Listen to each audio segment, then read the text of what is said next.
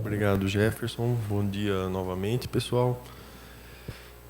Então, eu vou fazer, vamos dizer assim, uma parte mais introdutória hoje, a parte de imagem de alta resolução, né? Então, seria High Resolution Transmission Electron Microscopy, e vou falar também na sequência, né? As duas coisas estão intimamente ligadas. Essa CTF aí, que é a chamada Contrast Transfer Function, tá? É a função de transferência de contraste. Então, vamos dizer assim, é uma função que, vamos dizer assim, nos ajuda a interpretar graficamente, né, qual é vamos dizer assim, o poder de resolução da imagem, não é? Como que a imagem está em termos de contraste, se ela está legal, se ela está próximo do ideal, não é? Ou se ela não está numa condição adequada de defocus, não é? Nós vamos ver esse parâmetro aí, que é a defocalização da imagem em nanômetros. Quando a gente tiver esse defocus igual a zero, seria o que a gente chama de foco gaussiano, e a gente vai ver que a condição de imagem de alta resolução ideal é quando a gente defocaliza, né, com o comando, com o botão, negativamente em nanômetros. Então, para cada microscópio, para cada conjunto de parâmetros do microscópio, voltagem, coeficiente de aberração esférica, nós vamos ter um foco ideal para fazer a imagem de alta resolução. Quando a gente está fazendo imagens iguais às de ontem, por exemplo, imagem de campo claro, campo escuro, é muito mais uma questão visual. Você vai fazendo o foco até você ver com uma borda branca, né, no caso de imagem de campo claro, qual é a melhor visualização da imagem. Em alta resolução a gente vai ver que é um pouco diferente, tá bom? Novamente, vocês podem interromper para qualquer dúvida e pergunta, tá bom? Podem ficar à vontade. Bom, algumas referências, eu não sei se alguém já mostrou esse slide aí, é um slide, vamos dizer assim, que só resume de maneira bem geral, não sei se tudo, mas quase tudo, ou praticamente tudo que a gente pode fazer no microscópio eletrônico de transmissão, né?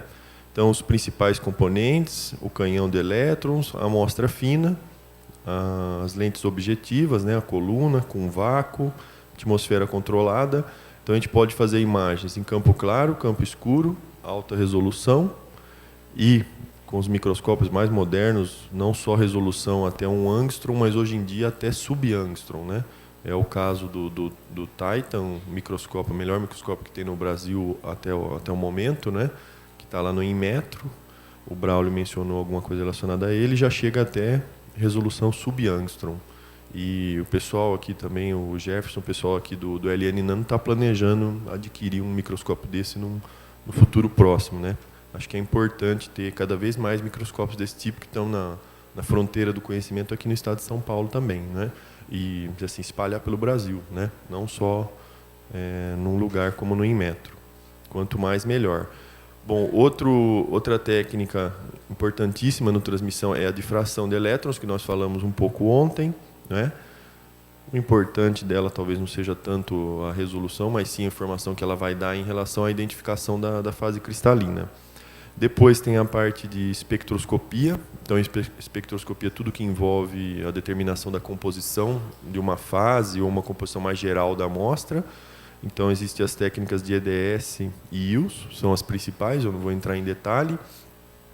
E aí tem uma série de outras técnicas que viabilizam a aquisição de imagem ou obtenção de outros resultados, né? Holografia, tomografia, né?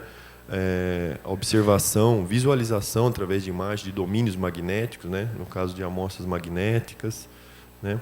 E além desses modos de imagem aqui, que são o que a gente chama de modo TEM, que é um modo fixo, o feixe de elétrons, né?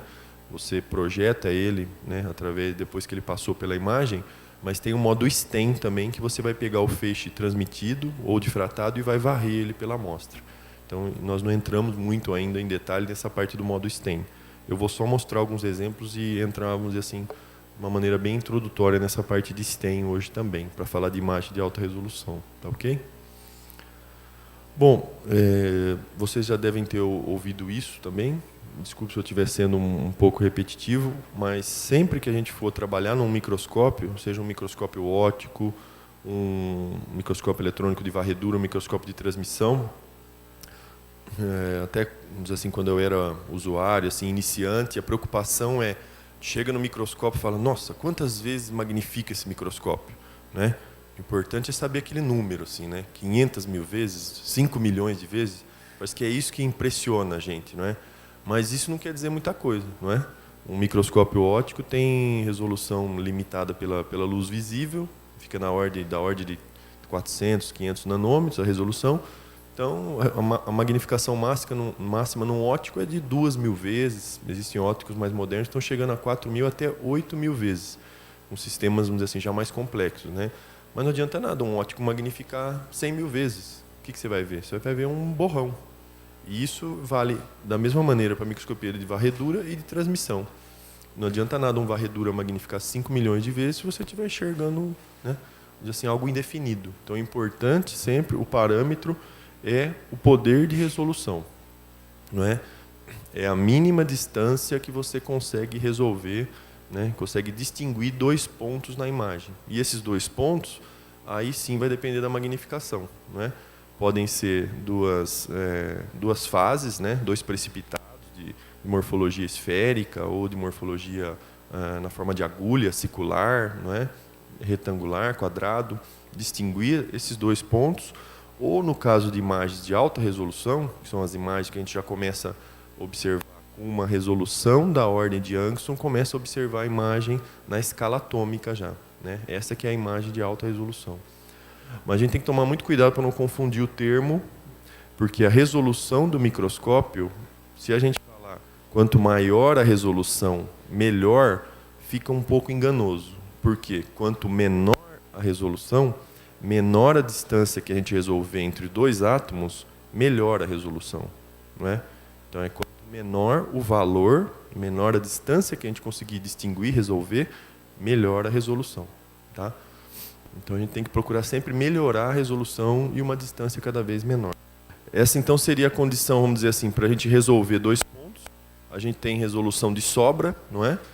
É como se a gente tivesse não observando esses 2 pontos de cima, mas observando uma seção transversal, né, do perfil de intensidade de imagem desses 2 pontos, né? Como se eu estivesse observando uma seção transversal. Então, aqui seriam os perfis de intensidade. Aqui eu tenho resolução de sobra, aqui eu não tenho resolução suficiente, né? Os 2 pontos, na verdade, estão se sobrepondo, formando um único ponto, então a gente não consegue distinguir os 2. E aqui seria a condição mínima com uma sobreposição, vamos dizer assim, parcial, uma condição mínima para a gente distinguir que tem 2 pontos aqui já, tá? Então, seria a condição mínima de resolução. Esse é um gráfico um pouquinho antigo, eu acho que eu tenho algo um pouco mais atualizado aqui. Então, só para a gente comparar as capacidades, não é? O olho humano, ele consegue resolver da ordem de 100 microns, 150 microns, não é? De diâmetro. E só para a gente fazer uma alusão aqui, o que a gente consegue ver, um mínimo tamanho com o olho, alguma coisa prática assim. Se a gente pegar 2 fios de cabelo, né, tentar olhar eles assim, a gente consegue ver os 2 fios de cabelo separados. Então, o diâmetro do fio de cabelo é mais ou menos essa ordem aí de 100, 150 microns, né? Só que o olho, assim como, vamos dizer assim, uma comparação bem grosseira, mas assim como o microscópio, cada pessoa tem características únicas no olho, não é? Então, vamos considerar isso daqui como um olho normal. A gente pode ter também astigmatismo, não é? Pode ter miopia. Então, cada pessoa vai ter uma resolução diferente também, não é? Depois, qual é o poder de resolução, ou seja, o que o microscópio óptico, por exemplo, consegue aumentar a nossa capacidade de observar detalhes cada vez menores, não é? Chegando ali da ordem de 300 nanômetros. E depois, tudo que abrange os microscópios eletrônicos de varredura, né? Microscópios eletrônicos em geral, varredura e transmissão. Então, a gente já chega na escala de 1 angstrom e vai até além disso daí, não é? A meta hoje, eu não sei se já alcançaram isso daí, mas a meta é chegar a 0,5 angstrom de resolução, né? No microscópio de transmissão, nos mais modernos possíveis. Então, a gente já começa a observar, né, as imagens na escala atômica já. Esse gráfico aqui, que é um pouco mais atualizado, e mostra como foi evoluindo, não é? Diminuindo aqui o valor, não é, da resolução, a resolução mínima, né, em metros, para o microscópio óptico, foi evoluindo então com o tempo, e a mesma coisa para o microscópio eletrônico de varredura, né, e transmissão, e os microscópios de varredura de ponta também. Tá? Como a gente pode ver, o olho humano não evoluiu nesse sentido, né, com o passar do tempo. A nossa resolução continua a mesma. Então a gente depende desses equipamentos aí para observar qualquer coisa menor que o olho não consiga resolver, não é? Bom, então só repetindo, né, aquele parâmetro para a gente calcular a resolução. Esse aqui seria o valor da resolução a gente pode determinar em nanômetros, em angstrom, não é?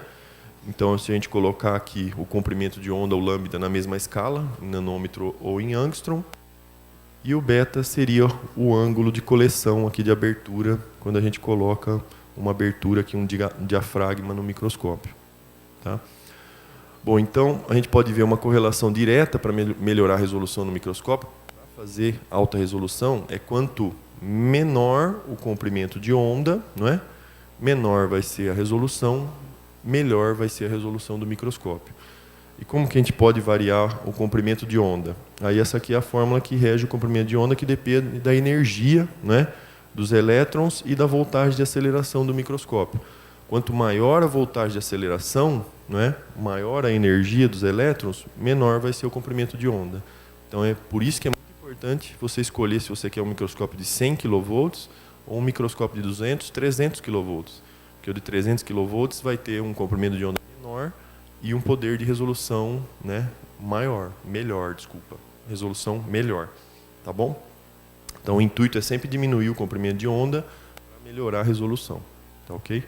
Mas tem uma continha aí que é meio crítica, né? Se passar, não, eu não quero um microscópio de 100 kV, eu quero um de 300 kV, né? Mas não é tão simples assim.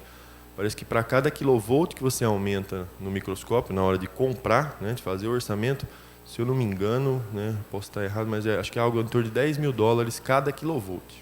Então, multiplica por 100 kV a mais, para ter uma ideia de qual vai ser o aumento no valor do microscópio, né? Vai aumentando milhões, cada 100 kV, né, que você vai aumentando. Passa de 1 milhão para 2 milhões o microscópio e assim por diante.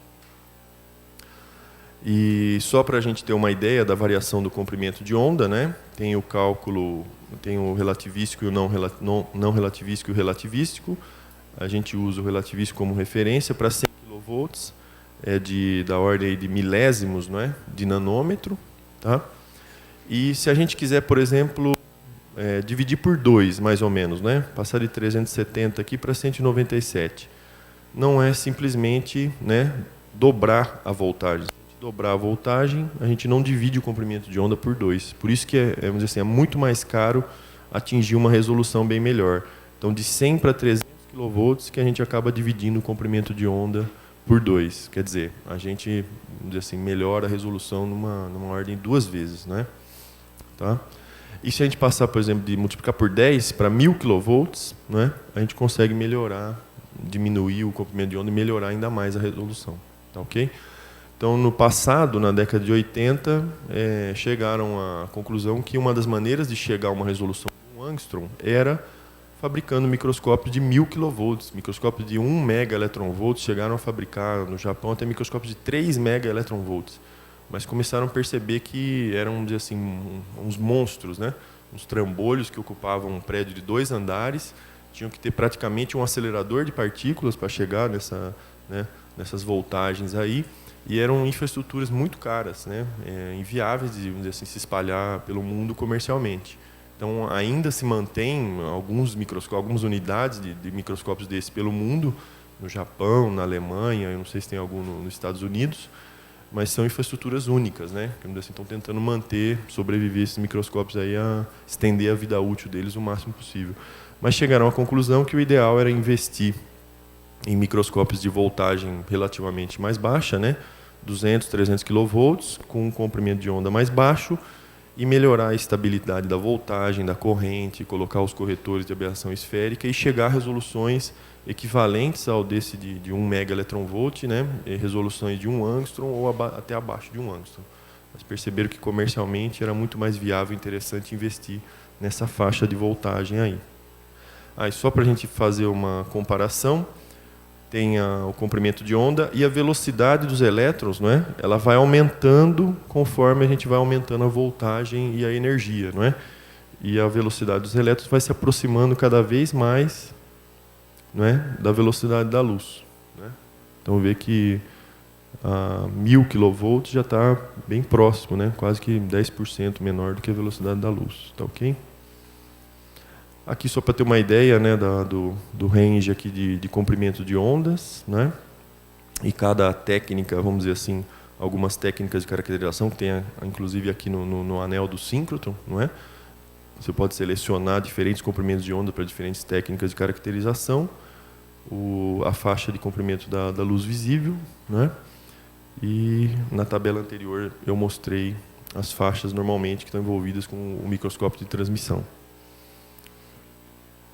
Vocês já devem ter visto esse slide também, só mostra as interações, não é, do elétron com a amostra, com a lâmina fina, e o que vai nos interessar para a microscopia de transmissão, normalmente está tudo após a amostra, não é?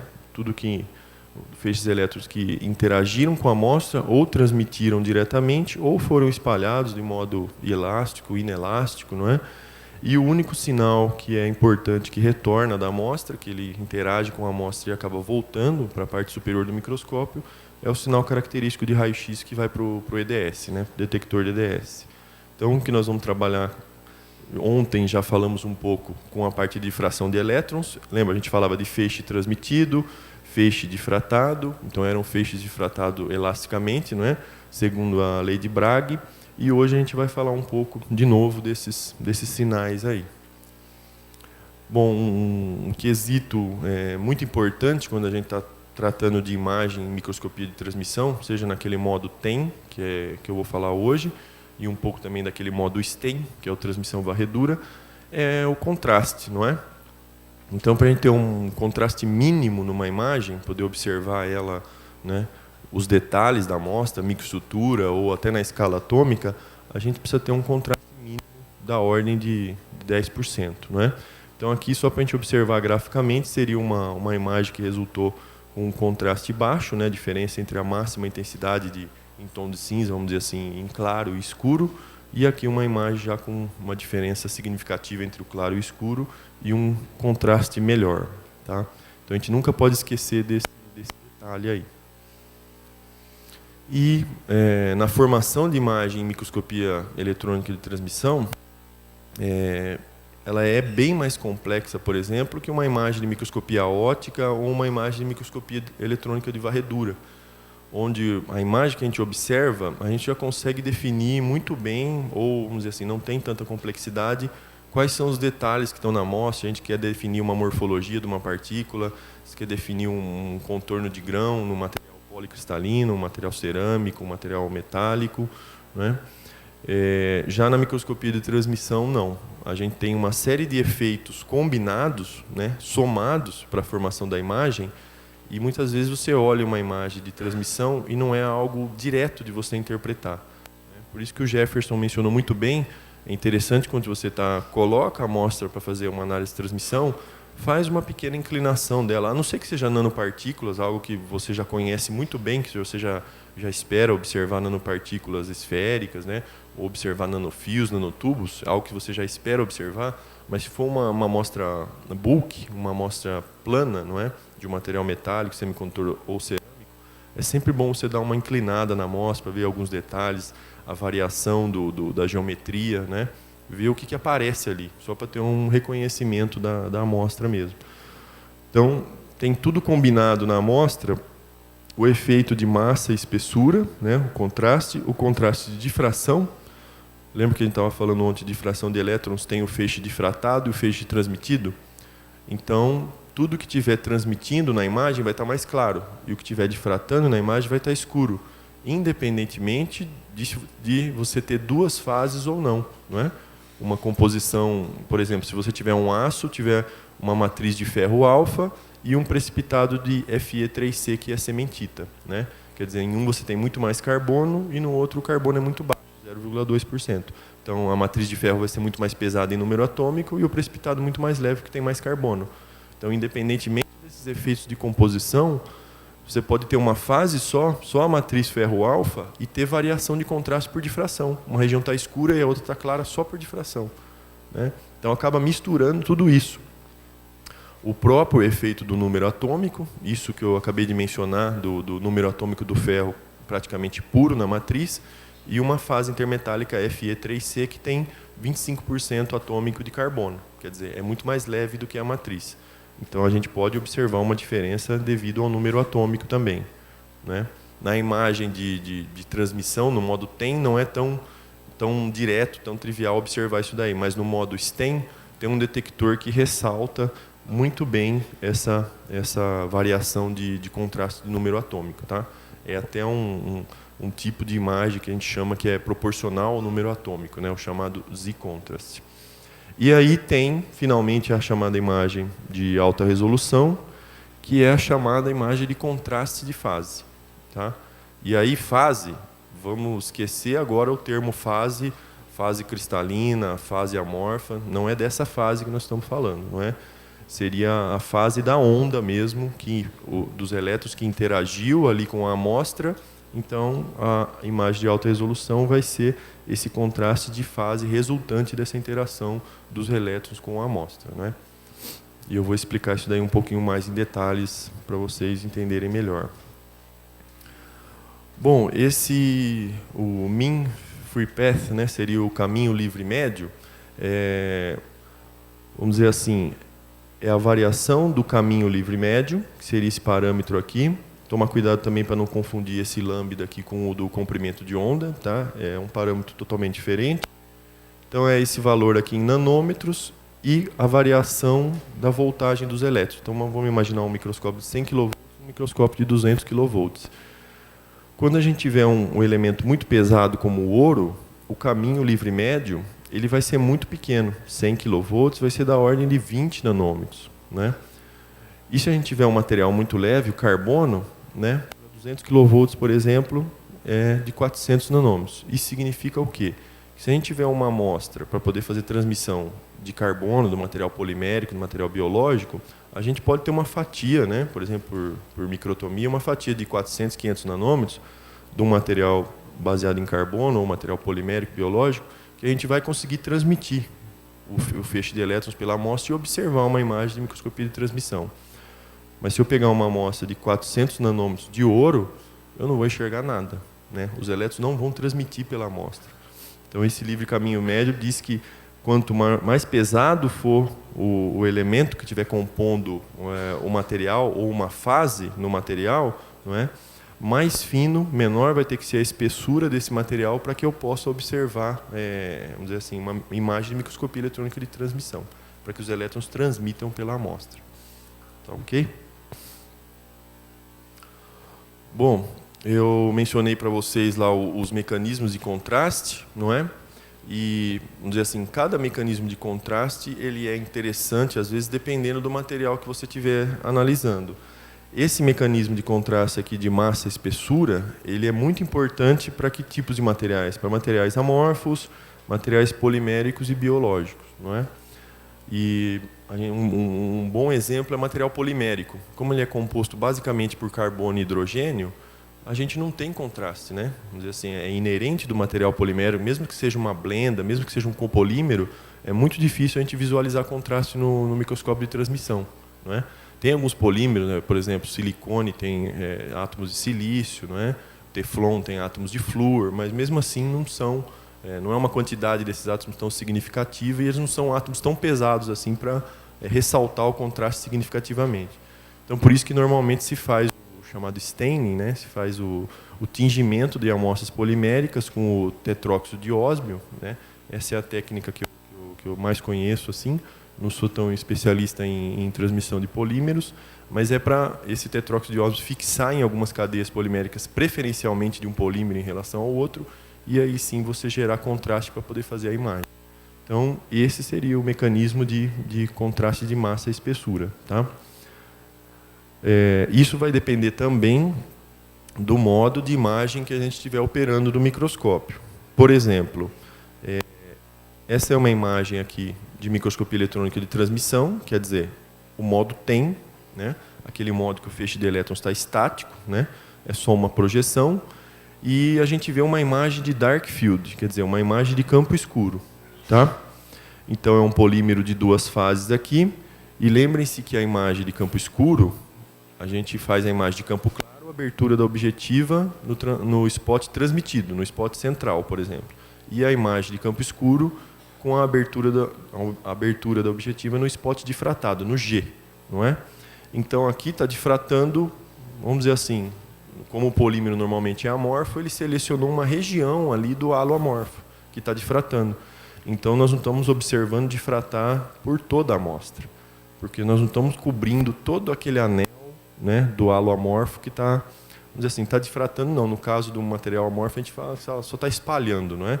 Difratando elasticamente só quando o material for cristalino. E aqui seria um exemplo de uma imagem do modo STEM, que é o modo transmissão, varredura, e é uma imagem também de campo escuro, né? É uma imagem de dark field, mas vê que tem alguma coisa a mais aqui. Então é uma chamada imagem de anular dark field, que é um detector anular. Ele vai pegar também informação então desse halo amorfo, só que não de uma região só, de uma igual da abertura do objetivo no modo TEM, mas sim de todo o anel do halo amorfo, que é um detector anelar, não é? Ele é um furo, ele é furado no meio e você detecta aquilo que espalhou, que desviou um pouco do centro. Então tudo que tiver transmitindo aqui fica escuro nessa imagem de STEM e a gente vê que a gente pega a informação do que espalhou de todo aquele anel. Então, qual imagem vocês acham que tem melhor contraste? Da esquerda ou da direita? A da direita, não é? Então, a gente pode mudar também o modo de operação de modo TEM para modo STEM. No caso de polímeros, se você quiser um contraste melhor, ou se a amostra estiver com baixo contraste, né, você pode tentar melhorar esse contraste mudando, por exemplo, o modo de operação do modo STEM com esse detector de, né, ADF, que é o Anular Dark Field. Tá ok? Isso é uma coisa, contraste. E se a gente for falar de resolução? Vocês veem sempre que tem que tomar cuidado com o que a gente está observando. Se vocês quiserem observar melhor os detalhes da amostra, qual a imagem que tem melhor resolução, vocês acham? Visualmente mesmo. A da esquerda. Então, esse pode ser o custo, né? Você escolhe, eu quero melhorar o contraste da imagem, eu vou para o modo STEM. Mas se eu quero manter a melhor resolução da imagem, aí você precisa ir para o modo TEM. Isso vai depender muito do microscópio. Tá? Se for um microscópio igual tem aqui no LN Nano, de 200 kV com o cristal de hexaboride de lantânio, o Lab 6, você vai ter melhor resolução no modo TEM do que no modo STEM. Então você vai para o modo STEM para melhorar contraste, mas se você quiser melhor resolução, você vai ter que ficar, né, restrito ao modo TEM. Já o transmissão FEG, que tem aí de 200 kV, que é um canhão, um Field Emission Gun, nem sempre acontece isso, de você passar do modo TEM para o modo STEM e perder resolução. Você pode manter, às vezes, até a mesma resolução. Tá? E a gente vai ver um pouquinho do que depende a resolução da imagem no modo TEM e no modo STEM também. Né? Nós já mencionamos alguma coisa que a resolução no modo TEM depende muito de que parâmetro. O primeiro parâmetro que nós mencionamos, qual que foi? Que é direto, que melhora a resolução. O comprimento de onda, não é? Então, quanto maior a voltagem do microscópio, não é? Melhor vai ser a resolução, menor o comprimento de onda. Já para o modo STEM, vou falar de uma maneira bem grosseira, só para vocês terem uma ideia, mas depois a gente vê com um pouco mais de detalhe. A resolução no modo STEM é muito parecida com o microscópio eletrônico de varredura. Não é? Ela vai depender do diâmetro do feixe que você está formando para fazer a imagem de varredura. Se você quer fazer uma imagem no modo STEM com 1 nanômetro de resolução, o diâmetro do feixe, né, que estiver interagindo, no ponto que ele estiver interagindo com a amostra, ele é um pouco convergente, ele está mais ou menos focalizado. Então, no ponto que ele estiver varrendo a amostra, vai ser mais ou menos proporcional ao diâmetro desse feixe de elétrons que está varrendo. Né? Então, uma resolução de 1 nanômetro, um feixe de mais ou menos 1 nanômetro de resolução. Se a gente fala que tem microscópios hoje em dia que estão chegando a 1 angstrom de resolução e eles estão querendo abaixar disso, chegar a 0,8, 0,5 angstrom de resolução, qual é o diâmetro do feixe para chegar em resolução atômica no modo STEM? O diâmetro vai ter que ser de 1 angstrom ou menor que isso, para você obter uma imagem mais ou menos da mesma ordem de resolução. Tá, okay? Então, imagina quão fino vai ser esse feixe de elétrons, né? A corrente desse feixe de elétrons. controlar, manter estável um feixe dessa ordem de dimensão, não é? Então, por isso que os sistemas estão ficando cada vez mais sensíveis e cada vez o controle da voltagem, da estabilidade da corrente, manter a temperatura do ar-condicionado cada vez mais constante e estável na sala, variando 1 grau, mais ou menos 1 grau o dia todo, né? Isso daí vai ficando cada vez mais importante. Não ter vibração mecânica, não é? Ter isolamento mecânico, isolamento acústico, eletromagnético e assim por diante. Bom, só para retomar um pouquinho o que a gente falou ontem em relação à difração de elétrons, essa seria a condição, não é? Que a gente não está, vamos dizer assim, na condição Tubin, né? A gente tem aqui a condição de Center Dark Field, não sei se vocês se recordam, a difração, né? O campo escuro com o feixe centralizado, o menos G, que a gente acaba pegando informação do mais G ou do menos G, tanto faz, né? Então, aqui seria a condição Tubin normal, feixe central transmitido e o mais G difratado forte. Então, imagem de campo claro, abertura da objetiva aqui, imagem de campo escuro, abertura da objetiva no mais G.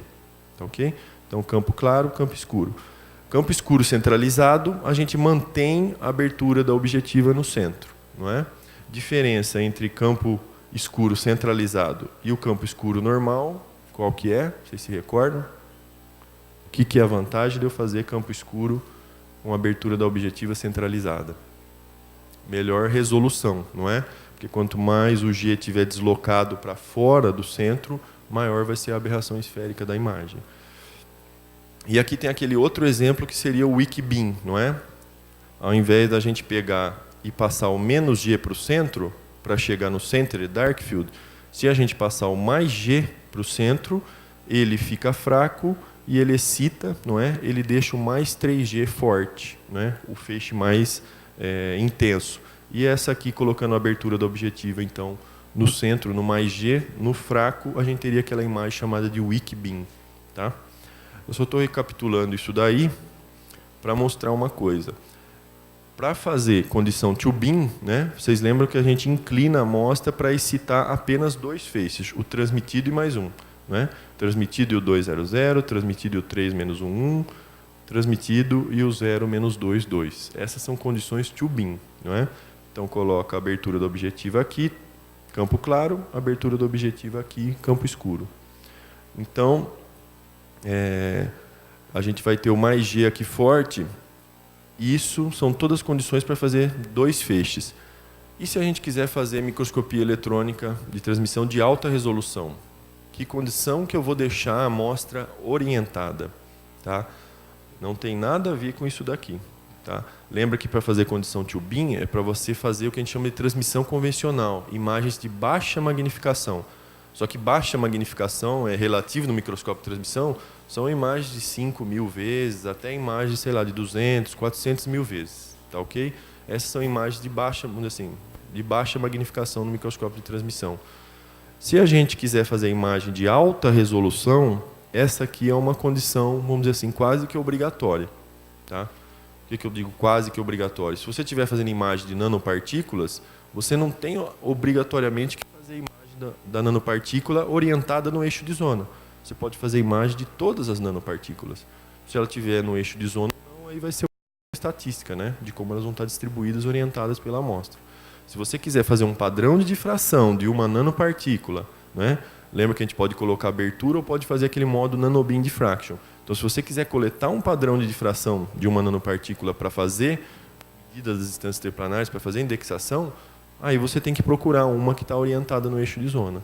Mas para fazer imagem de alta resolução, você pode fazer de todas as nanopartículas, orientadas no eixo de zona ou não.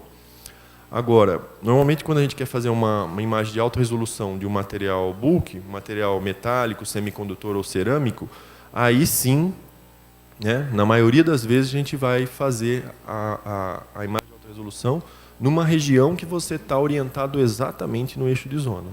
Tá ok? Então vocês têm que, vamos dizer assim, ir tentando guardar na cabeça qual condição de orientação, de inclinação da amostra que eu vou deixar a amostra ou uma região para fazer cada tipo de análise. Se eu quero fazer um padrão de difração de elétrons para indexar a fase, né? Ou mais de uma fase que estão coexistindo numa região ali que eu selecionei com abertura. A amostra orientada no eixo de zona, ou aquela região da amostra ou aquela fase orientada no eixo de zona. Se eu quero fazer two-beam, condição de 2 feixes, para analisar campo claro, campo escuro, que seria transmissão convencional em magnificações menores. Amostra orientada na condição two-beam. Você vai pegar uma região mais limpa, não é?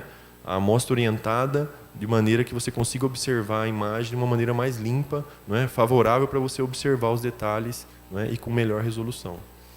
E se eu quiser fazer imagem de alta resolução? Novamente eu vou ter que ter a imagem orientada no eixo de zona. Então, se a gente fosse, imagine que a gente está no microscópio trabalhando, a gente vai fazer uma sequência. Eu quero obter um padrão de difração de elétrons no eixo de zona, né? Eu quero fazer imagem de alta resolução e eu quero fazer transmissão convencional. Que sequência que vocês fariam? Depende, não é? Se você encontrar a imagem, vamos supor, uma região da amostra de interesse e ela já estiver próximo da condição two-beam, vai lá e já faz o two-beam, não é? A imagem já está limpa, já está favorável para essa condição, você não vai ficar perdendo tempo em inclinar. Tudo bem, fez uma condição two-beam, você salva esse padrão aqui mesmo, que ele apareça só 2 feixes, para você ter uma referência de qual é a distância interplanar do G que você está analisando, não é? Tá?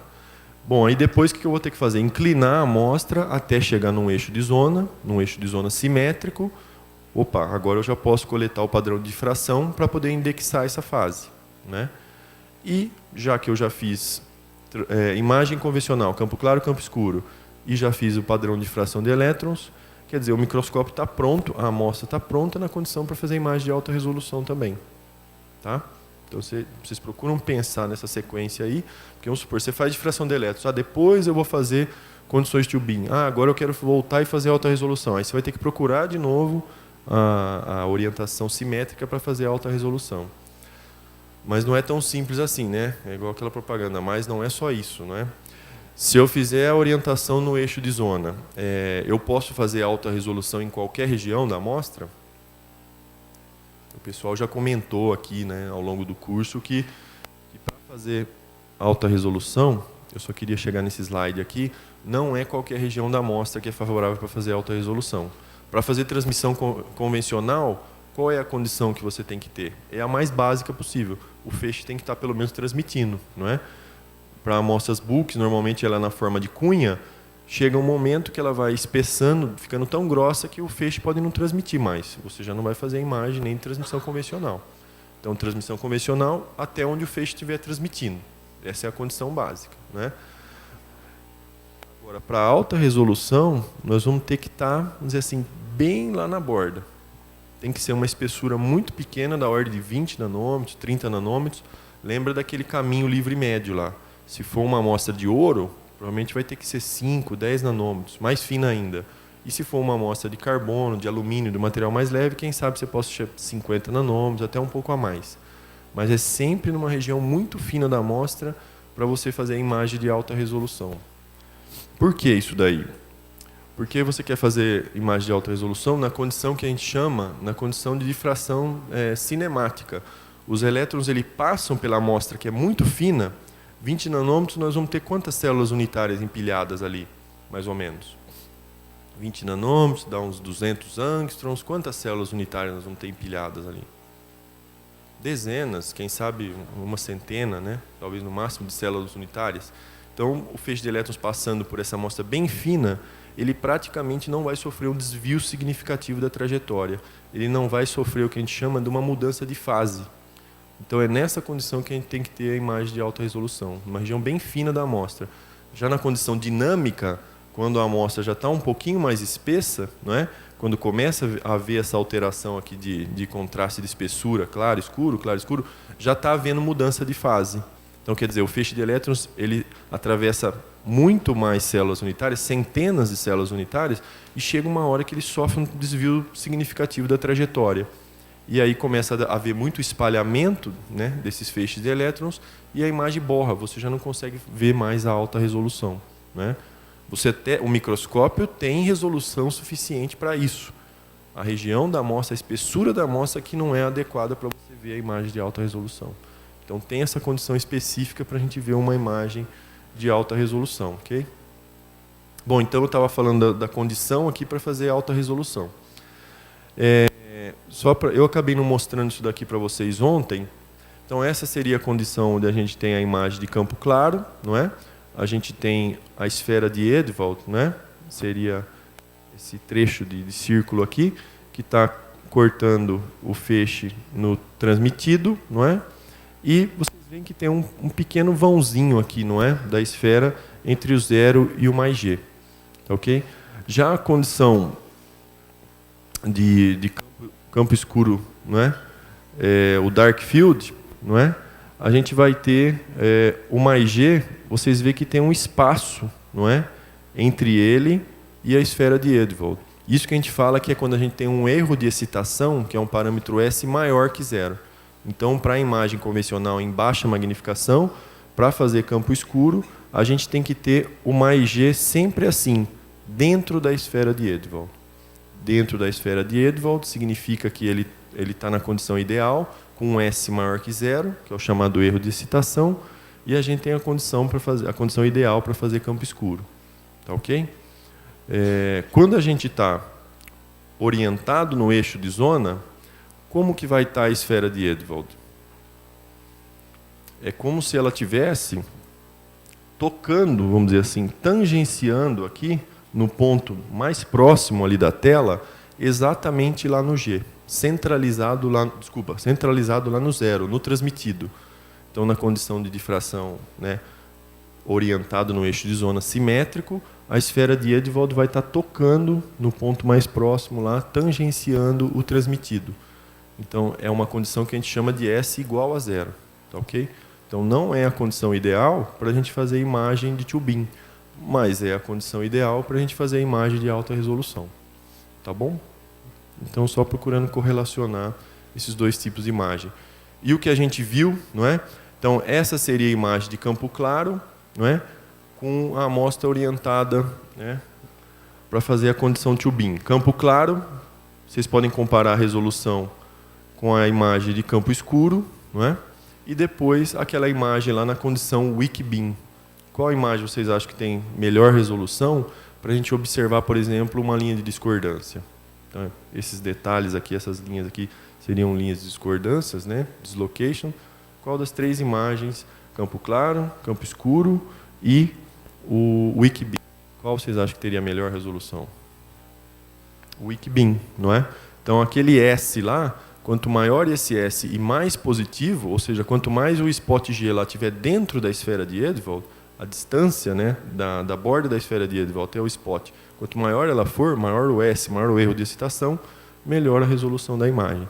Só que vocês lembram que como é um feixe fraco, o sinal vai ficando fraco também, não é? O sinal da imagem. Então, se for ver em termos de contraste, talvez essa não seria a melhor imagem, seria essa daqui. Mas a melhor resolução está aqui. Então, tem que lembrar que pode haver um compromisso, né, entre contraste e resolução. Lembra, ó, que se o S lá, o erro de excitação, for igual a 0, como que fica a imagem em termos de a imagem convencional, a imagem, vamos dizer assim, de tubing? Ela não fica boa, porque não é a condição ideal para a gente fazer tubing. Se o S está igual a 0, nós estamos na condição de um padrão de difração simétrico orientado no eixo de zona, não é a condição ideal para fazer a imagem convencional, mas é a condição ideal para a gente fazer a imagem de alta resolução. Tá? Bom, então já falei dessa questão aí da região da imagem para fazer alta resolução. Tem que ser uma região muito fina, sempre com uma espessura muito pequena. E agora nós vamos ver um pouquinho a parte, vamos dizer assim, de formulação, não é? Para a gente interpretar o que seria o chamado contraste de fase, que é uma imagem de alta resolução. Tá ok? Então, o que seria esse contraste de fase? Seria a diferença de dois feixes espalhados, né? Desculpa, a diferença de todos os feixes que estão formando a imagem, não é? E o padrão de interferência que a gente tem desses feixes espalhados pela amostra. Tá ok? Isso que seria o resultante da amostra, da imagem de alta resolução. Tá ok? Por exemplo, Se a gente tiver na condição 2 feixes. Agora vamos imaginar que a gente está na condição 2 feixes. Vamos observar lá qual seria uma condição 2 feixes. Vamos tomar como exemplo essa daqui. O que a gente vai observar na imagem de alta resolução se a gente estiver na condição 2 feixes? Lembra que eu falei para vocês que andando partículas, fazendo imagem de várias, dezenas, centenas de nanopartículas, nós podemos pegar uma no eixo de zona e uma fora do eixo de zona. Então vamos supor que uma nanopartícula está aqui na condição 2 beam. Tá bom? O que a gente vai observar na imagem de alta resolução dessa nanopartícula que está na condição 2 beam? Se eu tenho só 2 feixes, vamos dizer assim, excitados, o transmitido e o difratado, quantos planos cristalinos eu estou observando do material? 1, não é? Eu só tenho um G, um difratado. Então eu só estou observando um plano cristalino. O que eu vou ver na imagem de alta resolução? Um plano cristalino, não é? Vamos dizer assim, é um único plano, mas eu vou ver, vamos dizer assim, todas as linhas que compõem esse plano. Tá ok? Vamos dizer assim, se for igual uma amostra de nanopartículas, que nós vamos ver dezenas ou centenas, estatisticamente nós vamos observar alguma delas assim. É errado eu fazer uma imagem assim? Não. Você está querendo fazer uma estatística, ver morfologia, não é? Querendo fazer um screening das nanopartículas, não interessa. Elas vão estar na condição 2 beam ou orientada no eixo de zona. Mas, se a gente quiser fazer uma imagem que nos dá muito mais informação e visualmente fica, vamos dizer assim, até melhor para a gente apresentar, o ideal é que a gente tenha todos os feixes. Tá ok? Então, quando a gente for fazer imagem de alta resolução, a gente nunca vai inserir uma abertura da objetiva.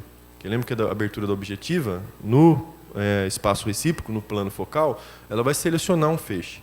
Então, ela pode selecionar um feixe para campo claro, campo escuro, mas a gente não quer isso para alta resolução. A gente quer tirar essa abertura da objetiva e que todos os spots, todos os Gs possíveis que aparecem no espaço recíproco possam formar a imagem de alta resolução. Não é? Porque se você está falando em imagem de alta resolução, a gente quer toda a informação possível. A gente não quer restringir a informação. Então, se a gente pegar vários Gs aqui, por exemplo, seria a orientação do silício no eixo de zona 111. Então, esse seria o padrão de interferência, né? O contraste de fase resultante, né? De maneira esquemática, do silício nessa orientação aqui. Então, seria o espaço recíproco, né?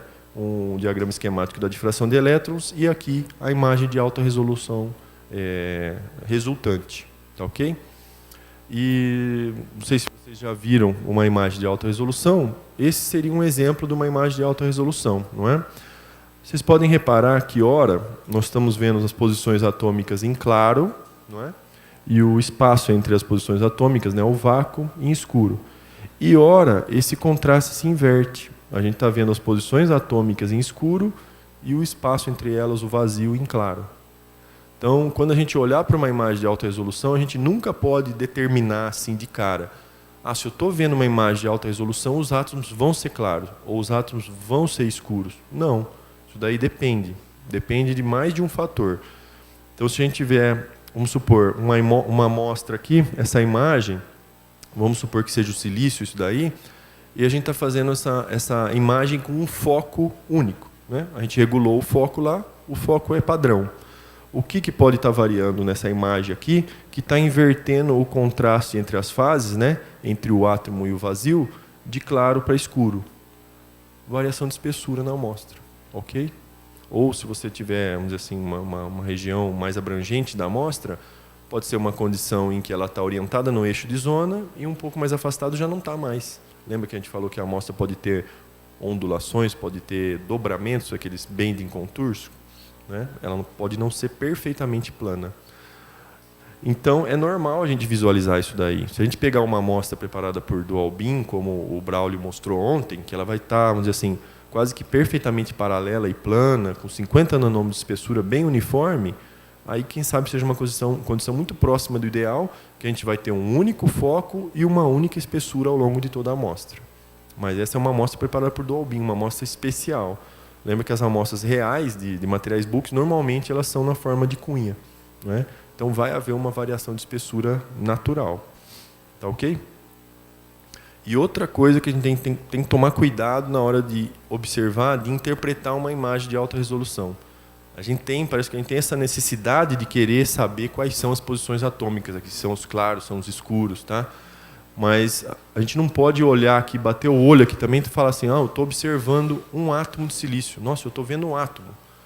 Tem que tomar muito cuidado. Quanto que a gente falou que tinha de espessura a amostra para fazer alta resolução? 20 nanômetros, 200 angstroms. Quantas colunas atômicas eu estou atravessando? Quantas células unitárias eu estou atravessando ao longo dessa espessura? Dezenas ou até uma centena. Então, na verdade, a gente está vendo uma projeção de uma coluna de átomos, dezenas ou centenas de átomos empilhadas, não é? Então, a gente nunca está observando um átomo aqui, mas sim esse padrão, né, de interferência com a interação com uma coluna de átomos, né? Uma coluna de dezenas ou centenas de átomos. Tá ok? Como é um material puro, por exemplo, silício, a gente pelo menos sabe que só tem átomos de silício aí. Mas se a gente começa a partir para materiais multifásicos, não é? Ou um semicondutor dopado, por exemplo, tipo P ou tipo N, aí já vai ficar difícil da gente falar onde que está o átomo do dopante, não é? Em algumas condições, dá para a gente visualizar se tem uma concentração maior de algum outro átomo, alguma outra espécie atômica em determinadas regiões, porque vai haver uma variação de contraste significativa, tá?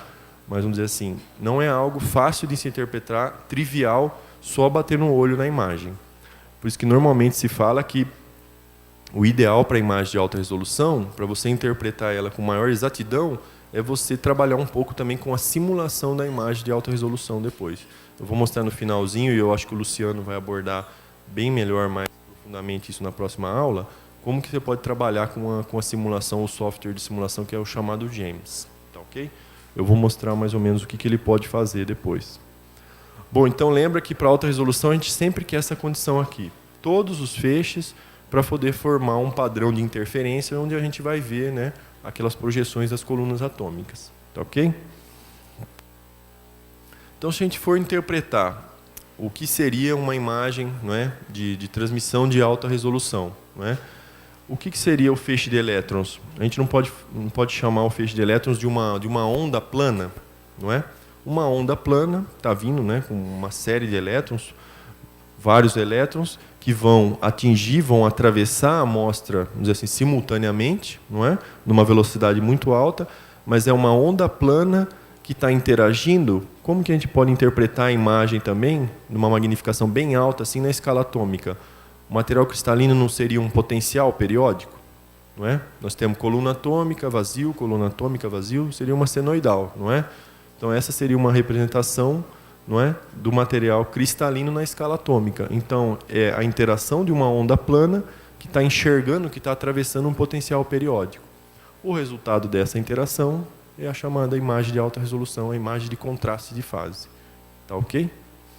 Bom, então aqui, só para exemplificar, o que aconteceria se a gente colocasse uma abertura da objetiva, não é, no plano focal, lá no back focal plane, não é, no espaço recíproco, para tentar fazer imagem de alta resolução. Se a gente fizer uma imagem de campo claro, não é, vamos supor que a gente está colocando a abertura da objetiva lá no spot central, no transmitido. O que a gente vai ver na alta resolução? Nada, não é? A gente está vendo só o transmitido, não é? E a gente quer ver tudo, quer ver o transmitido e todos os difratados para fazer alta resolução. Bom, agora vamos supor que a gente pegou a abertura da objetiva e estamos observando dois feixes, aquele exemplo que a gente viu anteriormente. Eu vou ver apenas um plano, né? Então, quando eu estou cobrindo os spots aqui com a abertura da objetiva, eu estou matando a resolução da imagem de alta resolução, né? Então, o que eu tenho que fazer é tirar a abertura da objetiva e deixar que passem o máximo de feixes possíveis. E se a gente quiser interpretar em termos de alta resolução e a imagem de alta resolução com a melhor resolução possível? Vocês se lembram que um spot a uma certa distância aqui do centro, não é? Se a gente pegar esse daqui, vamos chamar o G aqui, por exemplo, de menos 200, não é? Vamos supor que essa distância interplanar aí seja de 3 angstroms, ok? O menos 200. Vamos passar para o menos 400. Qual vai ser a distância interplanar desse spot aqui de difração? 1,5 angstrom, não é? Então, se eu quiser fazer uma imagem de alta resolução, quais spots vão ser mais importantes para formar essa imagem? Os spots do plano focal da difração que vão formar a imagem de alta resolução. Os spots perto do centro ou os longe do centro, ou o mais longe possível do centro? mais longe possível do centro. Por isso que eu não posso colocar uma abertura da objetiva. Eu quero pegar aquele spotzinho que está lá, ou um outro que estivesse aparecendo aqui no cantinho ainda, por mais fraco que ele esteja. Por quê? Porque essas vão ser informações de distâncias interplanares menor possível. E é a informação que vai me dar a melhor resolução possível na imagem de alta resolução. Tá ok? Então, lembre de sempre tirar a abertura da objetiva quando vocês forem fazer a imagem de alta resolução. Tá ok? A gente quer, vamos dizer assim, sem a abertura da objetiva, mais espalhado do que isso até, para poder ver esse padrão de interferência e com as menores distâncias interplanares possíveis, a melhor resolução possível. Tá bom? Aí, ó, esse seria um exemplo, então. Aquela outra propriedade que a gente falou da rede recíproca, não é? Os planos que estão em azul na rede recíproca, na difração, como que eles vão aparecer na imagem de alta resolução? Se os spots estão na horizontal, no espaço recíproco, aparecem na vertical, no espaço real. Então, esses são os planos em azul. Aí teria aqui o bege mais escuro. Se ele está nessa direção, os spots, os planos aparecem a 90 graus. E assim por diante. Tá, okay? Essa é outra propriedade do espaço recíproco, não é? Um exemplo do que a gente pode fazer com a imagem de alta resolução. Vamos supor, então, uma nanopartícula, né? Uma nanopartícula de ouro, eu não tenho certeza se é desse material mesmo, e o filme de carbono amorfo, né? Que está sustentando essa nanopartícula. E a gente faz a chamada transformada de Fourier. Vocês veem que tem spots, né? Spots na vertical aqui, nessa direção 3, na direção 1 e na direção 2. Se a gente pegar os spots que estão aqui nessa direção 3, bem na vertical, a gente pode fazer uma máscara através do software que controla o microscópio, o software Digital Micrograph, e a gente pode brincar até digitalmente, começar a aplicar filtros na transformada de Fourier, e depois de aplicado o filtro, eu coloco uma máscara aqui, como se fosse digitalmente uma abertura da objetiva. Tá? Mas eu já tenho a imagem de alta resolução lá. Eu aplico esses filtros aqui, e deixo aparecendo, eu desapareço com todo o resto da imagem. Só vou deixar aparecendo o que está dentro desses dois filtros. Os dois spotzinhos que estão aqui na vertical da direção 3. E depois eu peço para o software fazer uma transformada de Fourier inversa. Quer dizer, eu tinha imagem de alta resolução, fiz transformada de Fourier. Tenho a informação do espaço recíproco. Se eu faço a transformada de Fourier inversa, o que eu vou fazer? Eu vou voltar para a imagem, só que não a imagem original. A imagem só referente a esses dois planos aí da direção 3. Esses dois spots da direção 3. Se os spots estão na direção vertical, como que eu vou observar eles na transformada de Fourier inversa? Na horizontal, não é? Então aqui estão as linhas, os planos referente a esses spots aqui da direção 3. Tá? Os dois spots, né? Os planos que compõem esses spots 3 aí. E se eu fizer a mesma coisa com os spots 1, eles estão mais ou menos aqui a 45 graus, vão ficar a 90 graus, né, na imagem transformada de Fourier inversa, e a mesma coisa para os spots 2. Isso é só para a gente, vamos dizer assim, brincar, mas a gente pode fazer isso na realidade para interpretar a imagem. Você pode aplicar filtros, pode, vamos dizer assim, fazer operações matemáticas para interpretar a imagem de alta resolução de outras maneiras. O que a gente observa, por exemplo, nesses três planos? Que informações que a gente pode tirar desses três planos? O que difere neles aí? Todos estão iguaizinhos? Todos estão uniformes? Nesse plano aqui a gente vê algum defeito? Vê alguma linha torta? Então quer dizer que nesse plano aqui nós não temos defeitos cristalinos. Já no 2 e no 3 nós observamos falha de empilhamento, não é? Observamos desvios aqui no plano cristalino, não é? Então, quer dizer que tem planos que são mais suscetíveis a ter falhas de empilhamento, ter deslocações, não é? E existem outros planos cristalinos que não. Então, dá para a gente tirar muito mais informações detalhadas, não é? Mas a gente tem que tomar cuidado na hora de apresentar isso daqui num relatório, num artigo.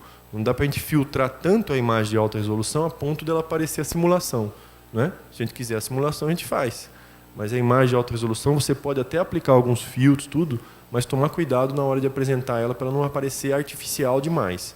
Quanto mais natural você conseguir deixar ela e com uma boa qualidade, melhor. É sinal que o microscópio tem vamos dizer assim, tem resolução suficiente, tem boa resolução, que você está operando bem, não é? Agora, se o microscópio tem boa resolução e você faz uma imagem ruim, não adianta você querer compensar isso daí digitalmente, não é? Que vai acabar ficando feio. Ah, desculpa, pessoal, eu não repeti a pergunta. Ele está perguntando se, ao invés de eu fazer essa brincadeira aqui da transformada de Fourier inversa com a transformada de Fourier, eu fazer essa transformada de Fourier inversa com a difração de elétrons, se eu vou chegar em algo parecido ao que eu estou vendo na imagem de alta resolução. Estou falando para ele que nem sempre isso vai se traduzir, né, de uma maneira tão simples assim, né? Porque todas essas informações da imagem aqui, elas acabam sendo resumidas ali na transformada de Fourier também. Por exemplo, o filme de carbono amorfo, eu vou ter um halo amorfo aqui referente a ele, né? Então, às vezes pode até coincidir e ficar parecido, mas dificilmente vai ficar algo, vamos dizer assim, igualzinho. Bom, então, só como exemplo, aqui seria o silício, não é? Orientado num eixo de zona específico, e quando a gente prepara a amostra lá pelo PIPS, pelo feixe de íons, a gente normalmente acaba amorfizando a borda da amostra, não é? A espessura é tão fina aqui, quer dizer, aqui deve ter 20 a 50 nanômetros, aqui é mais fino ainda, porque é exatamente a borda final lá. Então o feixe de íons tem energia, não é, suficiente para amorfizar essa bordinha aí, tá? Vocês viram com o Braulio ontem, que com as técnicas de preparação de amostras modernas, colocando uma voltagem bem baixa no dual beam, por exemplo, nos ion beams, né, na preparação com feixe de íons mais moderno, colocando uma voltagem bem baixa, às vezes a gente consegue eliminar quase que totalmente essa camada amorfa aí. Quer dizer que a amostra vai ficar perfeitamente limpa só com a estrutura cristalina, sem um amorfo para atrapalhar. Porque se a preparação ficar ruim, pode ficar uma camada amorfa sobre a amostra e abaixo da amostra, né? Vamos dizer assim, nas duas bordas, na superior e na inferior. Isso vai acabar deturpando a imagem de alta resolução da amostra cristalina. Mas aqui é legal para a gente diferenciar como é uma imagem de alta resolução do cristalino e do amorfo. Dá para a gente distinguir nitidamente, não é? Será que eu só vou observar algo assim, amorfo, desordenado, no material amorfo? Vocês acham que no material cristalino, dependendo da condição que eu tiver, eu posso observar algo assim, similar ao amorfo? Lembra que eu falei para vocês que para a gente fazer uma imagem de alta resolução, a gente tem que estar orientado no eixo de zona? E se eu pegar uma amostra orientada vamos dizer assim, numa condição completamente aleatória, numa condição tubing ou fora de uma condição tubing, totalmente aleatória, eu posso observar algo parecido com isso daqui. Então tem que tomar cuidado para a gente distinguir se é amorfo de cristalino, só se esse cristalino estiver orientado no eixo de zona. Senão ele pode ficar parecido com, né, um padrão de interferência desordenado. Tá ok? Um mecanismo, não é, para medir a resolução do microscópio é você observar uma distância interatômica específica, não é? Então, tem esses chamados silício dumbbells, tá? Que são esses parezinhos que a gente vê de maneira bem sutil aqui, pares de átomos que a gente vê quase que grudados ali na estrutura. Então, isso é uma orientação, é um eixo de zona específico do silício puro, não é? Aqui seria a simulação dessa estrutura. Então, seriam a separação entre esses dois átomos de silício, que na verdade eles estão vamos dizer assim, em camadas, em planos atômicos diferentes, a altura deles é diferente, por isso que tem, vamos dizer assim, diâmetros diferentes aqui, mas o importante dessa orientação para medir a resolução do microscópio é que tem 1,3 ângstros de separação. Talvez o Luciano mostre esse exemplo na próxima aula, que tem um recurso que através do microscópio, através de software, de um plugin, você consegue fazer uma reconstrução de uma série de imagens para melhorar a resolução do microscópio. Então é muito usado como referência esse 1,3 angstrom de separação, né, dos chamados dumbbells de silício. Tá ok? Então, quer testar se o microscópio tem uma resolução muito boa, essa condição do silício com esses dumbbells é uma boa referência. Tá ok? É só um exemplo então de imagem de alta resolução. Aqui então um exemplo de um semicondutor, índio, arsênico e que é o USB mesmo? Antimônio, né? Estou acostumado com metais, não lido muito com antimônio. Então seria a parte de índio, arsênico, antimônio na parte superior, índio, arsênico na parte inferior. E a gente pode ver que ocorre alguns defeitos cristalinos aqui na imagem de alta resolução, não é? Algumas falhas porque a composição química é diferente. Que mais? O C aqui seria um contorno de grão em germânio, não é? Então seria a imagem de alta resolução só mostrando como que seria na escala atômica o contorno de grão. Tá? Só alguns exemplos aí então de imagem de alta resolução. Uma estrutura de material cerâmico, né? Espinel e olivina, tá ok? Então se a gente fizer a transformada de Fourier numa região aqui e depois fizer a transformada de Fourier em outra região, dá para a gente caracterizar as distâncias interatômicas diretamente de cada região. Né? A gente pode, através do software, separar, falar eu quero transformar de Fourier dessa região ou dessa região para medir as distâncias interatômicas. Então a imagem de alta resolução é muito positiva nesse sentido também, de determinar as distâncias interatômicas. Um outro efeito que pode aparecer em amostras cristalinas, tá? Que a gente não pode confundir com alta resolução. Tá? São essas chamadas aqui, também é um tipo de contraste de fase, são as chamadas franjas de Moiré. Então, por exemplo, se a gente tiver duas fases cristalinas, não é? Vamos supor que a gente está observando uma amostra de uma liga de alumínio, que é policristalina, e tem um grão orientado numa direção aqui do alumínio, FCC, e outro grão orientado numa outra direção aleatória. Então, essas duas orientações aleatórias, não é? Elas acabam gerando um padrão de interferência adicional. Não é? Uma coisa é a separação entre os planos cristalinos aqui, que estão da ordem lá de 2 angstroms, algo, né, em torno desse valor. E uma outra coisa vai ser a distância entre essas linhas aqui, esses padrões. Pode ser distâncias da ordem de nanômetros. Então, algumas vezes nas imagens convencionais, né, nas imagens de baixa magnificação, você pode ver padrões de interferência desse tipo aqui. Deixa eu ver se tem algum exemplo. Olha lá. Eu não estou numa imagem de alta resolução. Né? Na imagem de alta resolução, a gente vê a barrinha aqui com 5 nanômetros, 2 nanômetros, que a gente está observando já a escala de Angstrom. Não é? Isso aqui é uma imagem numa magnificação menor. Então, eu não estou observando esses espaços aqui, essas linhas, com espaçamento de Angstrom. Isso aqui é espaçamento de nanômetro. Então, não confundir essas franjas de Moiré com imagem de alta resolução. Tá ok? Na verdade, isso daqui é um padrão de interferência devido à sobreposição de duas fases, por exemplo, esse precipitado e a matriz que está lá embaixo. Tá ok? E aí, dependendo da orientação, pode ser duas fases diferentes numa mesma orientação cristalina. O padrão vai ficar, vamos dizer assim, na mesma orientação, não é? No caso aqui na vertical. E se tiver deslocado, pode ser a mesma orientação cristalina, a mesma estrutura cristalina, mas a mesma fase, só que com duas orientações diferentes, 2 grãos de orientações diferentes. Aí eu vou ter vou ter um padrão desse tipo aqui ou desse tipo aqui. Tá bom? Então isso é coisa que aparece na imagem de vez em quando. Você pode ver isso no microscópio que não tem resolução suficiente para ver as imagens na escala atômica. Né? Pode ver isso no microscópio, né, vamos dizer assim, mais convencional.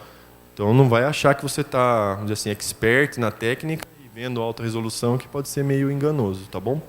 Mas isso é um bom sinal também. Se você estiver observando essas franjas de Moiré, é sinal que o microscópio está muito bem alinhado, não é? E que a interação entre os planos atômicos aqui está acontecendo de maneira corretinha. E você pode, às vezes, até se aproveitar dessas franjas aí e tendo, por exemplo, uma referência da medida de um plano cristalino aqui, se você sabe que a matriz é alumínio FCC e a distância interatômica é de, sei lá, 2,5 angstrom, você pode usar algumas contas, alguns cálculos, sabendo a distância entre essas franjas aqui e determinar o espaçamento da outra fase, que está sobrepondo ali. Tá? Então, através dessas equações matemáticas aqui, vocês podem determinar uma terceira distância interplanar.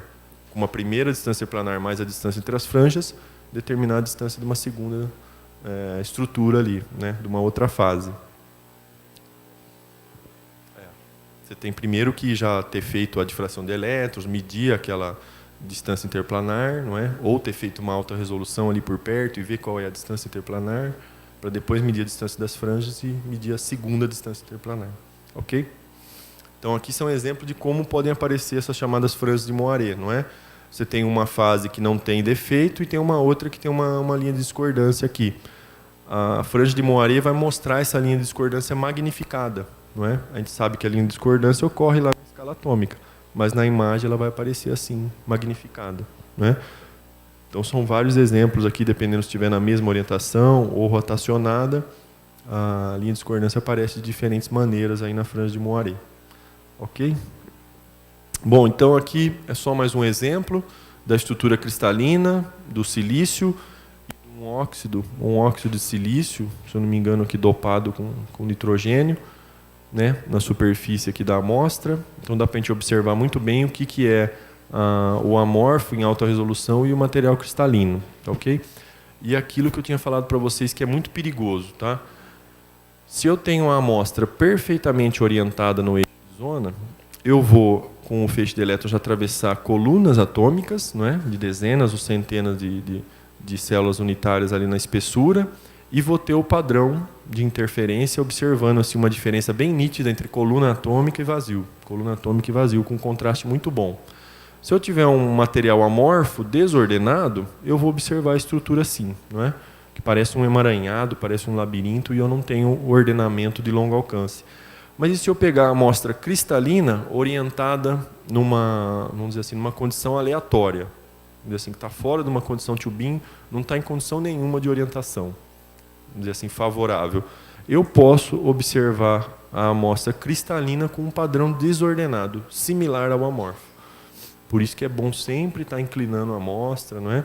E o ideal para fazer alta resolução, sempre inclinar no eixo de zona, tá, ok? Senão a gente corre o risco de observar um material cristalino com uma imagem parecida com o amorfo, tá, ok?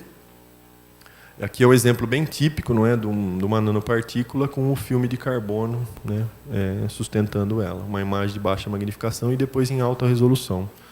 Então, o que a gente vai ganhar fazendo a imagem de alta resolução? A gente vai poder observar os planos atômicos, vai poder fazer a transformada de Fourier e medir diretamente os planos atômicos, tá? Então, é uma maneira a mais também da gente medir os planos atômicos e fazer a indexação da fase. Lembra que a gente podia fazer aquele nanobeam diffraction e fazer a difração de elétrons, não é? Não um padrão de spots, um padrão de discos. Se a gente fizer a imagem de alta resolução e a transformada de Fourier, a gente consegue medir as distâncias interplanares da mesma maneira. Então, é um recurso a mais também para fazer a indexação da fase. E aqui, só para citar um exemplo para vocês, mas vamos imaginar que essa foto aqui em preto e branco de prédios, não é? Seja um padrão de pontos. As janelas seriam um padrão de pontos na horizontal, não é? Na vertical, na horizontal, não é?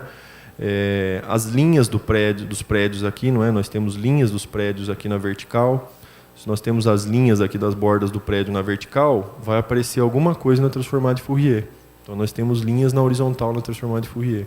Então, a gente pode aplicar a transformada de Fourier numa foto comum assim, e olha o que acontece se a gente colocar uma abertura, aquela máscara que eu estava comentando lá para vocês. Se eu colocar uma máscara e deixar aparecer só a região central de informação da transformada de Fourier, eu só vou ver variação de contraste. Eu não tenho resolução nenhuma, não é? Eu só tenho variação aqui de claro e escuro. Conforme eu vou aumentando o tamanho das aberturas, não é?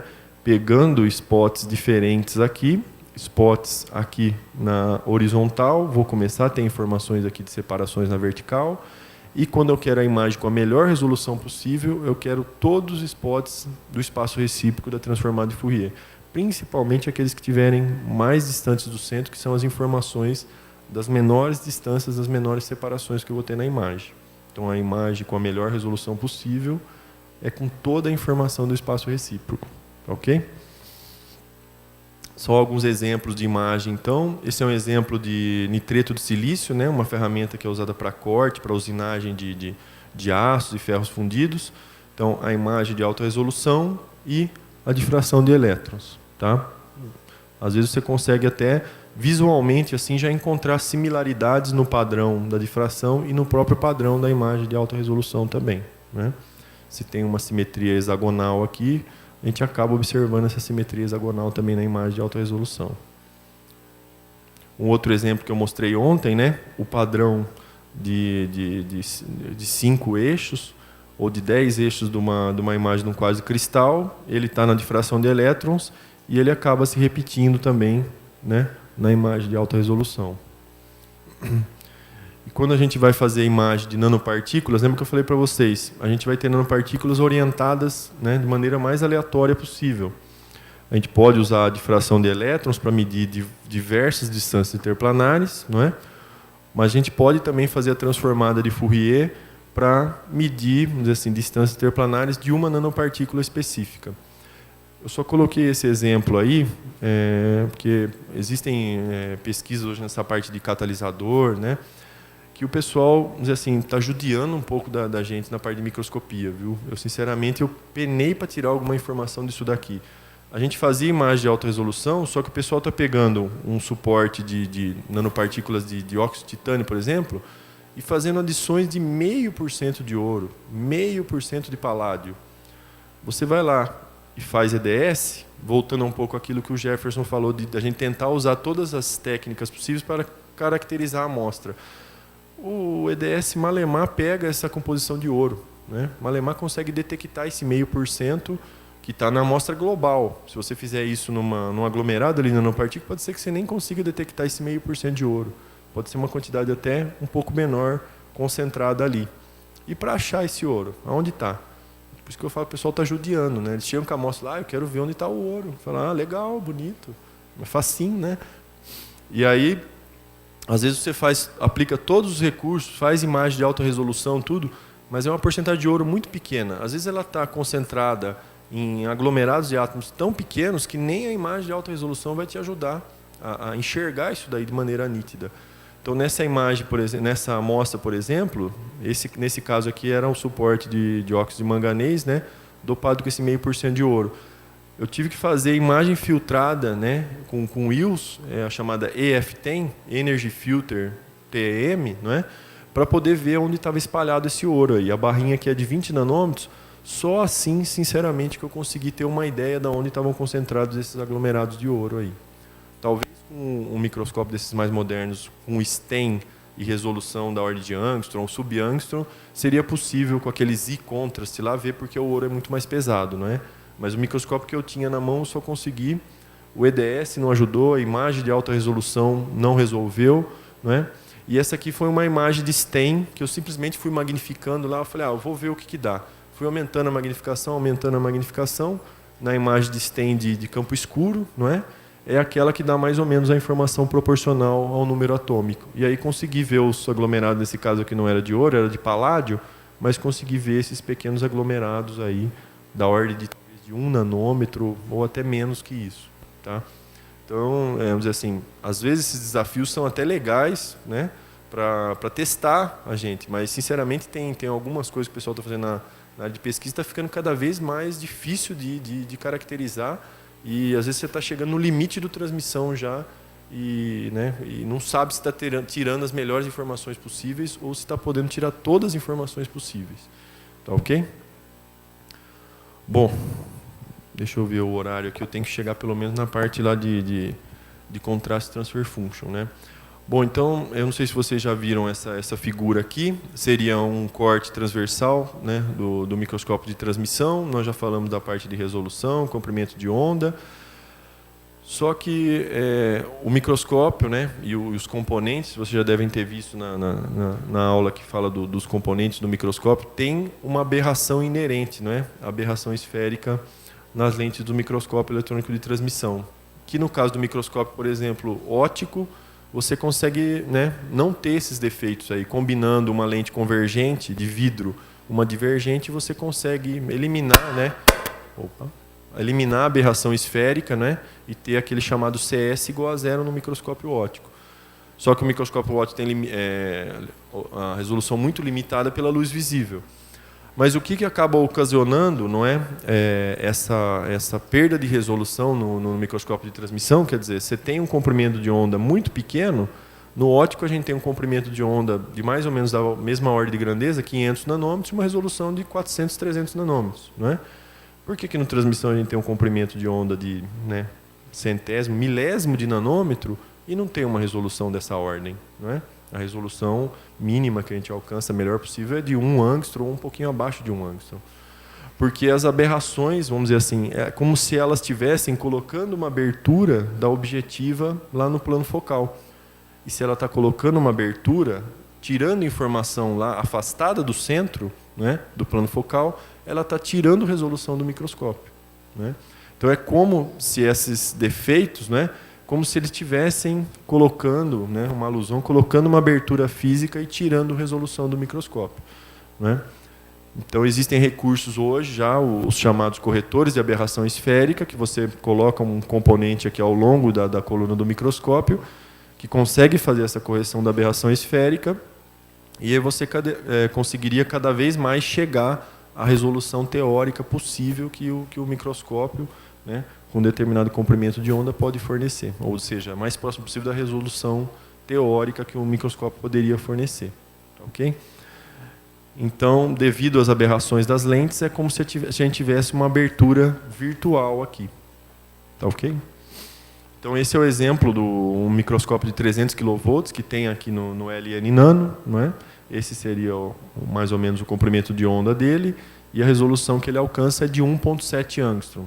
Eu falei, o Luciano vai mostrar um exemplo, que tem uma reconstrução que você faz através de várias imagens de alta resolução via software, que você consegue chegar a uma resolução melhor da ordem de 1,3 angstrom, possível de enxergar aquele silício, aqueles dumbbells de silício lá. Tá? Mas você já está usando um recurso de software para poder matar essa aberração esférica e chegar numa resolução melhor, porque a gente não tem, nesse caso desse microscópio 300 kV, um corretor de aberração esférica. Tá ok? Bom, vamos entrar então agora nessa parte de CTF, não é? Que é a Contrast Transfer Function. Então, a gente vai tentar interpretar agora, vamos dizer assim, através de equações, o que está acontecendo quando o feixe de elétrons está interagindo, né? O feixe de elétrons, uma onda plana, está interagindo com o potencial periódico para formar a imagem de alta resolução, né? Que é o contraste de fase, e como que isso se traduz aqui, né? Ao longo da coluna do microscópio até a gente obter a imagem propriamente dita. Então, esses defeitos, essas aberrações do microscópio, tem essa chamada Point Spread Function, quer dizer, que um ponto que eu tenho real lá na minha amostra, esse ponto na escala atômica pode ser uma posição atômica, se for uma baixa magnificação pode ser uma fase, né, um precipitado esférico, por exemplo.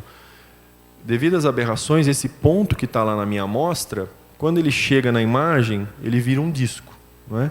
E quanto mais aberração tiver, maior vai ser esse disco comparado com aquele ponto que estava, né, aquele ponto real que está lá na amostra mesmo. Então, na verdade, o que a gente quer do microscópio? Quanto melhor o microscópio, cada vez mais próximo do real vai ser aquele ponto, aquele disco, né, que se traduziu ali na imagem. Tá ok? Mas devido às aberrações inerentes ao microscópio, a gente acaba tendo essa tradução aí de um ponto num disco, não é? E a gente quer que esse disco seja o menor possível, cada vez mais próximo àquele ponto original. Então, no sistema óptico, então, dependendo da resolução do microscópio, se eu sobrepuser demais esses discos aqui, eu vou enxergar aqueles dois pontos lá como uma coisa só, não é? E não é isso que a gente quer. A gente quer que esses discos sejam cada vez menores para a gente ter resolução suficiente para poder fazer imagem, por exemplo, de alta resolução. Tá? Bom, então a função de transferência de contraste seria essa função aqui H, não é? E o sistema óptico, ele traduz, não é, um dos parâmetros que entra, vamos dizer assim, para fazer aquela equação lá que seria gerar a imagem final de alta resolução. Um dos parâmetros que entra é uma função, né, dos vetores da rede recíproca. Tá ok? Então, vê que aquela questão lá de você ter as informações lá do extremo da rede recíproca, cada vez mais distantes possíveis do centro, que são as informações de menor distância, de melhor resolução, não é? Elas estão inseridas dentro dessa equação aqui que vai gerar a imagem final de alta resolução. Então, do que depende, né? De que parâmetros do microscópio, parâmetros físicos ou parâmetros, por exemplo, de voltagem de aceleração, de comprimento de onda, do que depende, não é? Essa equação aí para gerar a imagem de alta resolução final. Depende, esse fator H, que seria a função de transferência de contraste, depende das aberturas. Tá? Então, nós vamos ter uma equação aqui, A, que vai estar relacionada às aberturas do microscópio, a atenuação da onda, que vai gerar a chamada função envelope, que vai nos dar o limite de informação, que seria praticamente a resolução da imagem possível de se obter naquele microscópio específico, né? Então, além da função de transferência de contraste, tem essa função envelope, que é importante também graficamente, e a aberração das lentes, que vai gerar também uma equação aqui, e quanto menor for essa aberração das lentes, né, a imagem final vai ser mais próxima, ou melhor possível, próxima vamos dizer assim, da resolução teórica, não é? E essa equação aqui que rege as aberrações do microscópio, das lentes, desculpa, essa função B aqui, ela depende desse parâmetro, e olha como ele está relacionado a vários parâmetros do microscópio também. Defocus, que seria esse ΔF. Então, esse ΔF é a diferença entre o foco, né, o foco gaussiano, que seria o zero, quanto você está defocalizando negativamente. Então, esse ΔF normalmente é negativo. Tá, ok? E nós vamos ver o porquê da condição ideal de você fazer a imagem, normalmente sendo num defoco negativo. Tá bom? Nós vamos ver uma equação que rege isso daí. Então, depende, né, gerar a imagem final com a melhor resolução possível, depende da variação do foco, depende do comprimento de onda, depende do CS, que é o coeficiente de aberração esférica do microscópio, né? Então, esse aqui é só um termo dessa equação, que seria o B, que é em função da aberração das lentes, né? Então, imagina quantos termos, quão complexa vai ser essa equação inicial aqui, né? Só esse termo aqui já depende já de uma série de parâmetros. Ok. Então, eu falei isso para vocês já, não é? Que para fazer uma imagem de alta resolução nós temos que ter uma região bem fina da amostra, né? Uma região da ordem de 200 angstrom, e o espalhamento dos elétrons, não é? Ele tem que ser de uma ordem, de um grau, vamos dizer assim, muito pequeno. Se a amostra for espessa demais, o elétron começa a espalhar muito e ele chega a mudar de fase. E aí chega uma hora que uma espessura muito grande você não vai ter a imagem de alta resolução. Você vai ter uma imagem toda borrada, né? Então você quer numa região bem fina para que você tenha essa aproximação aqui, que essa distribuição de potencial dessa função que vai descrever a imagem de alta resolução, como se os elétrons estivessem cumprindo aqui um caminho praticamente reto, né? Um caminho praticamente livre ao longo dessa espessura aí da amostra, né, para fazer a imagem de alta resolução. Ok?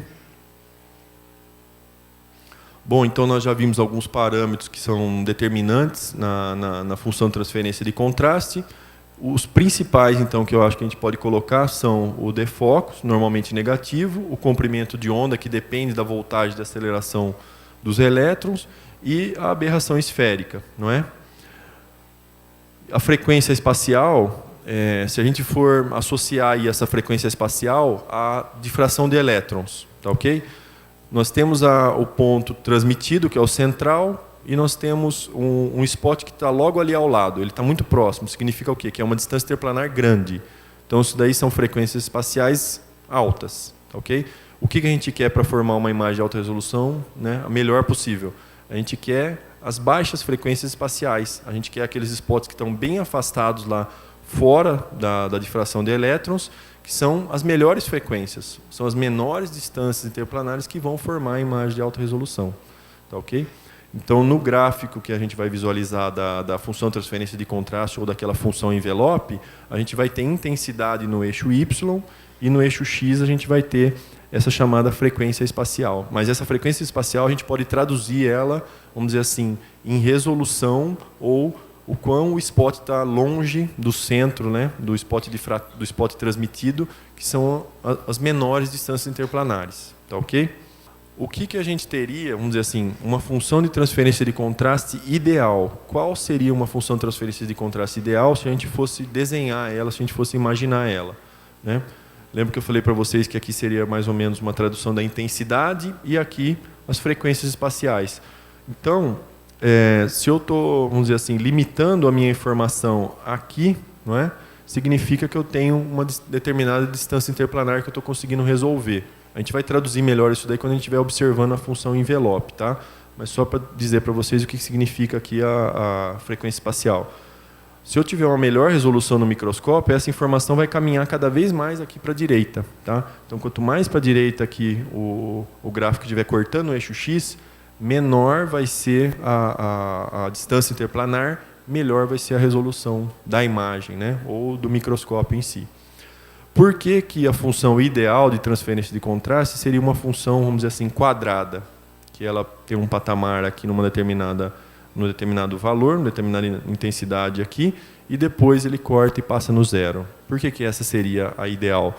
Porque você não quer ter contraste de fase. Eu não falei que a imagem de alta resolução é um contraste de fase? Então, se a gente quer ter contraste entre a posição atômica e o vazio, o vácuo, o espaço entre os átomos, a gente gostaria que fosse perfeitamente branco, por exemplo, a posição atômica, e perfeitamente preto o espaçamento entre os átomos. Ou vice-versa. Perfeitamente preto a posição atômica e perfeitamente branco. Mas não é, na prática, não é assim que a gente observa a função de transferência de contraste, não é? Então, aqui seria um exemplo de uma imagem de alta resolução. Talvez o Luciano possa abordar alguns exemplos, vamos dizer assim, explicando um pouco melhor o que seria isso daqui, um CS negativo e tudo mais. Mas aqui é um exemplo, então, de como a gente pode observar. Vamos imaginar que a gente está pegando uma linha aqui, então, e traçar, né, um perfil de intensidade onde a gente vai ter essa diferença aí entre o claro e o escuro. É isso daí, então, que a gente quer uma distinção bem nítida entre o que é, né, claro e escuro na escala de cinza. Tá, ok? E isso daqui é uma função de distorção, não é? Não é a função transferência de contraste. Todos aqueles parâmetros lá que a gente mostrou que está relacionado a essa função aí, mas é um exemplo muito mais real de como seria uma função comparado com aquela função ideal lá. Tá, ok? Então, a gente gostaria que tivesse aqui só uma intensidade, não é? E quando chegasse aqui no zero, tudo isso fosse, vamos dizer assim, um simples patamar aqui. Mas esse daqui, dependendo dos parâmetros que nós estamos utilizando, né, um CS de 1 milímetro, uma voltagem de 200 kV e um defocus negativo de menos 58 nanômetros, essa seria, então, a tradução gráfica, não é, dessa função de distorção de fase. Eu acho que o ideal para a gente entender quais a influência desses parâmetros é fixar um parâmetro, por exemplo, fixar a voltagem em 200 kV e o defocus em 60 nanômetros. Então, a gente fez um defocus e agora, vamos supor que a gente está pegando diferentes microscópios, a mesma amostra, a mesma imagem e visualizando a função de transferência de contraste respectiva para cada uma dessas condições. Então, aumentando o CS, o que eu estou fazendo com a resolução? Aumentando a aberração esférica. Estou piorando a resolução, não é?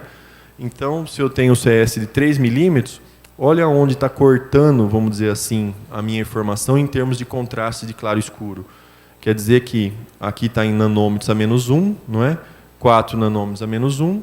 E se eu caminho lá para 1 milímetro, eu estou caminhando cada vez mais à direita em termos das frequências espaciais. Então, eu estou diminuindo o CS, eu estou caminhando para resoluções cada vez melhores, não é? Valores maiores, aqui maiores frequências espaciais, mas menores distâncias interplanares, melhor resolução. Tá? Eu acabei me confundindo quando eu falei lá da difração de elétrons. O que está mais próximo do transmitido são baixas frequências espaciais. O que a gente quer de informações ideais ou melhores para fazer imagens de alta resoluções são frequências espaciais cada vez maiores. Tá? Então, a gente está caminhando para a esquerda aqui, frequências espaciais cada vez maiores que se traduzem em distâncias interplanares cada vez menores. Melhor resolução. Bom, nós fixamos então a voltagem, 200 kV, e o defocus, né? Então vamos fixar agora 200 kV a voltagem e o CS. E vamos variar só o foco, que é um simples comando no microscópio. Muito mais fácil de variar do que a voltagem. Para variar a voltagem, a gente tem que trocar de microscópio, passando de 200 para um de 300. Para variar o CS, ou a gente troca o microscópio, né? Ou a gente troca a chamada peça polar. Eu vou mostrar esse parâmetro aí que é possível, né? Na hora que você compra o microscópio, principalmente, escolher uma peça polar diferente. Quanto menor o gap dessa peça polar, menor o coeficiente de aberração esférica. Então, você pode melhorar um pouco isso daí. Mas depende do intuito que vai ter esse microscópio. Mas o parâmetro mais fácil da gente variar para mudar a função de transferência de contraste e otimizar a qualidade da imagem visual é o defocus mesmo, né? Porque é um comando na prática ali que você está alterando todo momento quando você está fazendo imagem de microscopia de transmissão, principalmente alta resolução. Então, ó, V com um defocus baixo, menos 30, menos 50, menos 70. Lembrando da função ideal lá de transferência de contraste, que era bem quadradinha, qual vocês acham que seria o foco ideal aqui para fazer uma imagem de alta resolução? Estou falando só em termos de contraste. Vamos olhar a resolução ainda. Talvez a de 50 nanômetros aqui seja a que mais se aproxime lá daquela função ideal, não é? Daquela quadrada. Quer dizer que talvez em termos visuais, em termos de contraste entre o claro e o escuro, posição atômica e vazio, essa condição de defocus aqui esteja muito próxima da ideal. Mas vamos esquecer agora contraste, condição visual da imagem, se essa é a imagem que visualmente eu melhor observo as posições atômicas ou não. Vamos esquecer isso daí, vamos pensar só agora em informação, que a gente quer fazer a transformada de Fourier e ver o spot que está mais longe do centro lá, que é a melhor resolução. Qual imagem é a melhor? Qual defocus é o melhor? Se a gente for comparar aqui, o menos 70 é o que eu consigo, né, cruzar aqui o eixo X, estendendo o máximo possível para as frequências espaciais mais altas, ou seja, eu alcanço menores distâncias interplanares, melhor resolução. Tá ok? Então, nada impede que a hora que você estiver fazendo imagem de alta resolução, você faça uma imagem que seria a ideal visualmente, que é aquela que você vai colocar num relatório, num artigo, né? Você quer colocar a imagem mais bonita e a imagem que visualmente vai te dar mais informação, mas nada impede que eu continue defocalizando, sai uma imagem, vamos dizer assim, já mais conturbada, mais borrada, e você faça a transformada de Fourier só para pegar uma distância interplanar bem pequena lá. É informação que está na imagem de alta resolução, que é da amostra. Você não está, introduzindo nenhum feature, né? Não está, vamos dizer assim, digitalmente fazendo, mascarando nada. Tá bom? Então é possível fazer isso também. E aqui vamos dizer assim, a interpretação gráfica dessa chamada função envelope. E essa função envelope ela depende, né, de uma série de outros parâmetros também. Então ela já envolve não aquela aberração esférica que a gente estava comentando lá na função transferência de contraste, mas aberração cromática, coerência do feixe, o chamado drift da amostra. É normal quando você coloca uma amostra no microscópio de transmissão e ela tem um drift, que é uma instabilidade natural do sistema, de 1, 2 nanômetros por minuto. Então, se você deixar uma amostra de uma nanopartícula no centro da tela, você tampa lá a tela de fósforo do microscópio, diminui a intensidade do feixe e fala, vou tomar uma água, preciso ir no banheiro. Se você voltar depois de alguns minutos, duvido que aquela nanopartícula vai estar exatamente naquela mesma posição. É o chamado drift da amostra, que é natural, uma estabilidade natural do sistema do microscópio, né? Você tem lentes eletromagnéticas, a amostra está interagindo com o ambiente de vácuo, né? com a temperatura que está ali dentro da câmara. Então, sempre tem um drift. Quanto mais estável o microscópio, menor esse drift, né? Se for de 1 nanômetro por minuto ou menor que isso, é sinal que o sistema é mais estável. E vibração da amostra, aí pode ser, por exemplo, se a amostra não é condutora, né, um material cerâmico, um material polimérico, se a amostra carrega, então ela pode provocar uma vibração na amostra. Se o filme de carbono que está embaixo da amostra está muito fino, ele começa a ficar estável, está interagindo tanto com o feixe de elétron que ele vai ficando fino, chega uma hora que ele fica instável, a amostra começa a vibrar. É o melhor, você podia estar numa região ótima para fazer análise, vai ter que procurar uma outra região da amostra, para uma nova nanopartícula para fazer imagem de alta resolução. Tá ok? Então, todos esses parâmetros aqui, eles acabam deturpando a condição da imagem, não é? E atrapalhando o chamado limite de informação. Então, a gente tem que tentar, né?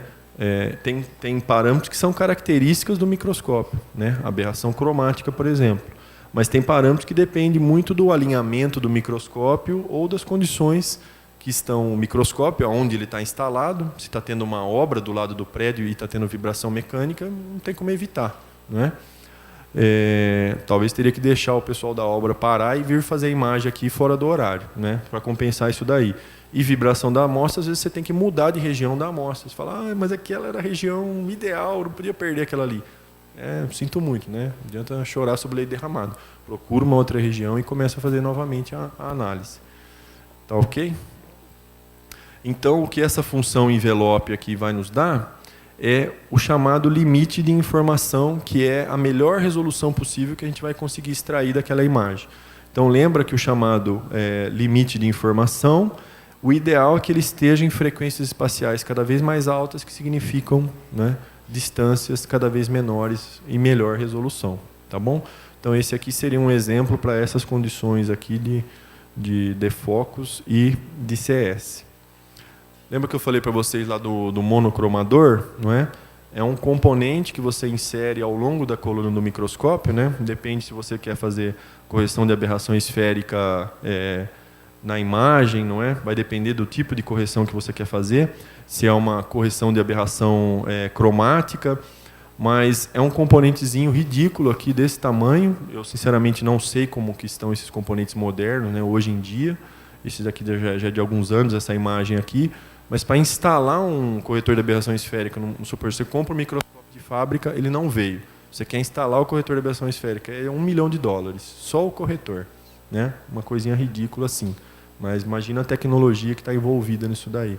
É basicamente você transformar um feixe, quando você observa esse feixe, no melhor alinhamento possível, e esse feixe não está perfeitamente circular. Vamos supor que ele está distorcido, assim, parecendo uma ameba, vamos dizer assim, né, esquematicamente, que ele está todo distorcido e não está perfeitamente circular. Com o corretor, você deixaria ele perfeitamente circular, né, eliminando, por exemplo, a aberração esférica, e aí você vai otimizar muito a resolução do microscópio. O ideal também para ter esses monocromadores ou corretor de aberração esférica é que você compre isso de fábrica já, não é? É igual um carro. É melhor comprar um carro, por exemplo, com ar-condicionado de fábrica do que instalar depois, né? O componente instalado de fábrica é sempre melhor, sempre mais bem-vindo. Bom, então nós já vimos, não é, a função de transferência de contraste, quais parâmetros que podem alterar ela, não é? Então aqui seriam diferentes funções com diferentes defocos. Então vê que para a linha pontilhada aqui, um defoco de 207, a gente acaba estendendo, não é, um pouco o limite de informação. Aqui comparando, ó, vamos supor que o microscópio, eu não sei se ele está na mesma voltagem, vamos supor que ele está numa mesma voltagem, 200 kV, é um exemplo do que tem aqui no LN Nano. Então, um microscópio 200 kV com um cristal de hexaboretilantânio e um microscópio 200 kV com um canhão FEG. Olha a diferença do limite de informação, não é? Se a gente pegar aqui defocos mais ou menos parecidos, por exemplo, de 59, que seria a linha contínua, onde chegaria a frequência espacial, limite de informação para um Lab6, não é? E aonde chegaria um FEG. Então, vê como só mudando o canhão, essa é uma das diferenças de você comprar um microscópio com canhão Lab6 e comprar um com canhão FEG, não é? Vai afetar diretamente o limite de informação e a resolução, não é, da imagem, a melhor resolução possível que você vai conseguir obter a imagem. Eu falei que tinha um foco ideal para a gente fazer a imagem, não é? Que ele vai otimizar aquela função de transferência de contraste para ela ficar o mais próximo possível daquela esquemática. Então esse é o chamado foco de Scherzer, tá ok? Ele obedece uma fórmula e o ideal é que ele seja sempre negativo. Então a gente vai defocalizar sempre negativamente. A gente vai alinhar a amostra lá, alinhar a altura dela e deixar o foco perfeitamente no 0 nanômetro. Esse é o chamado foco gaussiano, que é o mínimo contraste possível. Então a gente não vai querer fazer uma imagem com o mínimo contraste possível. A gente quer um contraste para mostrar detalhes da amostra, não é? Então, para obter a otimização do contraste, né, um bom balanço entre o contraste e a resolução da imagem, a gente vai ter, dependendo dos parâmetros do microscópio, né, coeficiente de aberração esférica e o comprimento de onda, você já vai ter uma conta aqui que te dá qual é o foco que você deve chegar próximo lá na hora de fazer a imagem para chegar numa imagem melhor possível. Não quer dizer que você não possa fazer imagens e guardar, salvar elas em outros focos, em outros defocos. Lembra que eu falei para vocês que dependendo da defocalização, você pode tirar informação de melhor resolução do que o foco de Scherzer. Bom, nós falamos então do foco de Scherzer, não é? Aqui a gente tem a função de transferência de contraste e a função envelope delimitando o limite de informação. Vamos supor que a gente defocalizou demais, não é, a imagem. Visualmente ela está ruim, ela está horrível, mas você pode provocar essas chamadas passbands, que são bandas passantes, não é?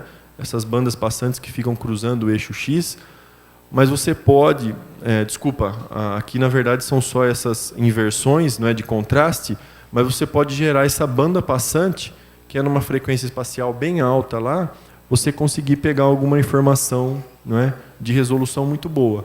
A imagem em si não vai estar bonita, não vai estar, vamos dizer assim, fácil de você distinguir os detalhes, mas na transformada de Fourier, com certeza você vai ter alguma informação de resolução provavelmente melhor até do que aquela do foco de Scherzer, Tá, ok? Por isso que a gente fala, não precisa fazer só a imagem no foco de Scherzer. Você pode brincar um pouco com o foco e adquirir várias imagens, principalmente hoje com as câmeras CCDs, e depois checar as informações na transformada de Fourier dessa imagem, mesmo que ela não esteja, vamos dizer assim, bonita, adequada visualmente. Tá, ok?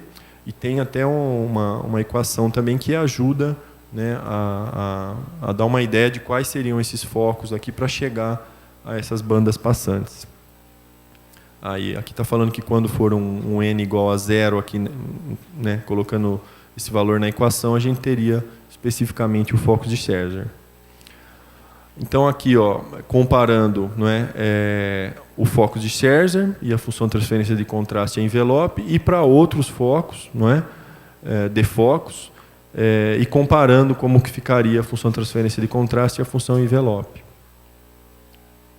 E se a gente conseguir, não é, mesmo que usando aqui as bandas passantes, às vezes a gente consegue pegar informações de altas frequências espaciais de resolução, vamos dizer assim, até além do que a gente imaginava que ia obter para aquela imagem lá, para aquele material. Bom, isso aqui eu já mostrei. Como que a gente pode, vamos dizer assim, na prática, né, obter uma imagem de alta resolução no microscópio, visualizar, não é, na transformada de Fourier como que está ficando a função de transferência de contraste, né, e a função envelope. Por exemplo, eu não sei se está mostrando qual é o foco aqui.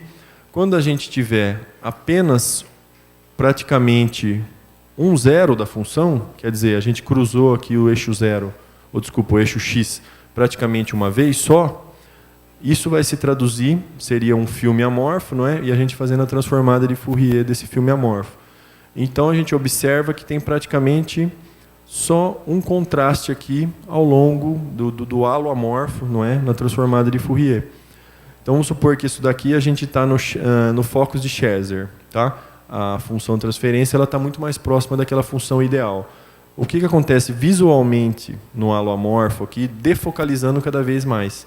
Quanto mais a gente defocalizar, a gente começa a observar outros zeros na função aqui, né? E isso você traduziria aqui na função de transferência de contraste.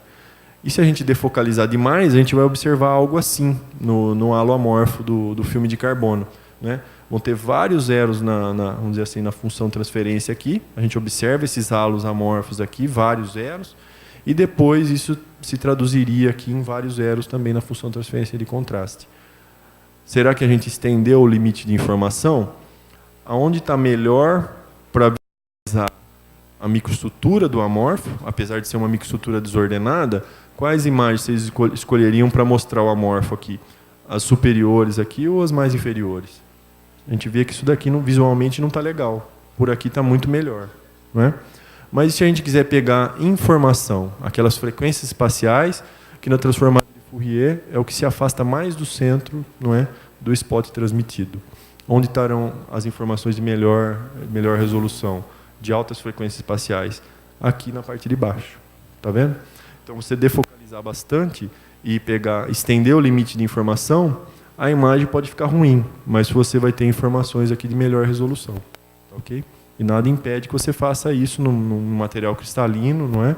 Na imagem de alta resolução, depois faça a transformada de Fourier para pegar essa informação aqui de melhor resolução. Medir, por exemplo, essa distância interplanar. Tá ok?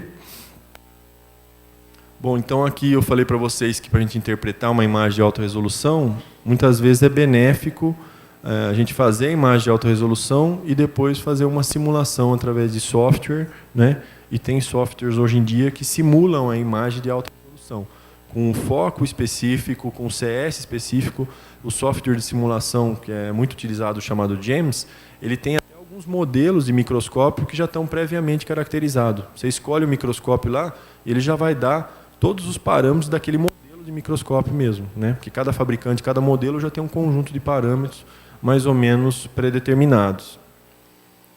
Então, isso é o que o software de simulação, esse GEMS, né? É o Java Electron Microscopy Software, o que ele pode fazer? Ele pode fazer uma tabela, vamos dizer assim, com várias imagens, variando foco num eixo, por exemplo, e espessura da amostra em outro eixo.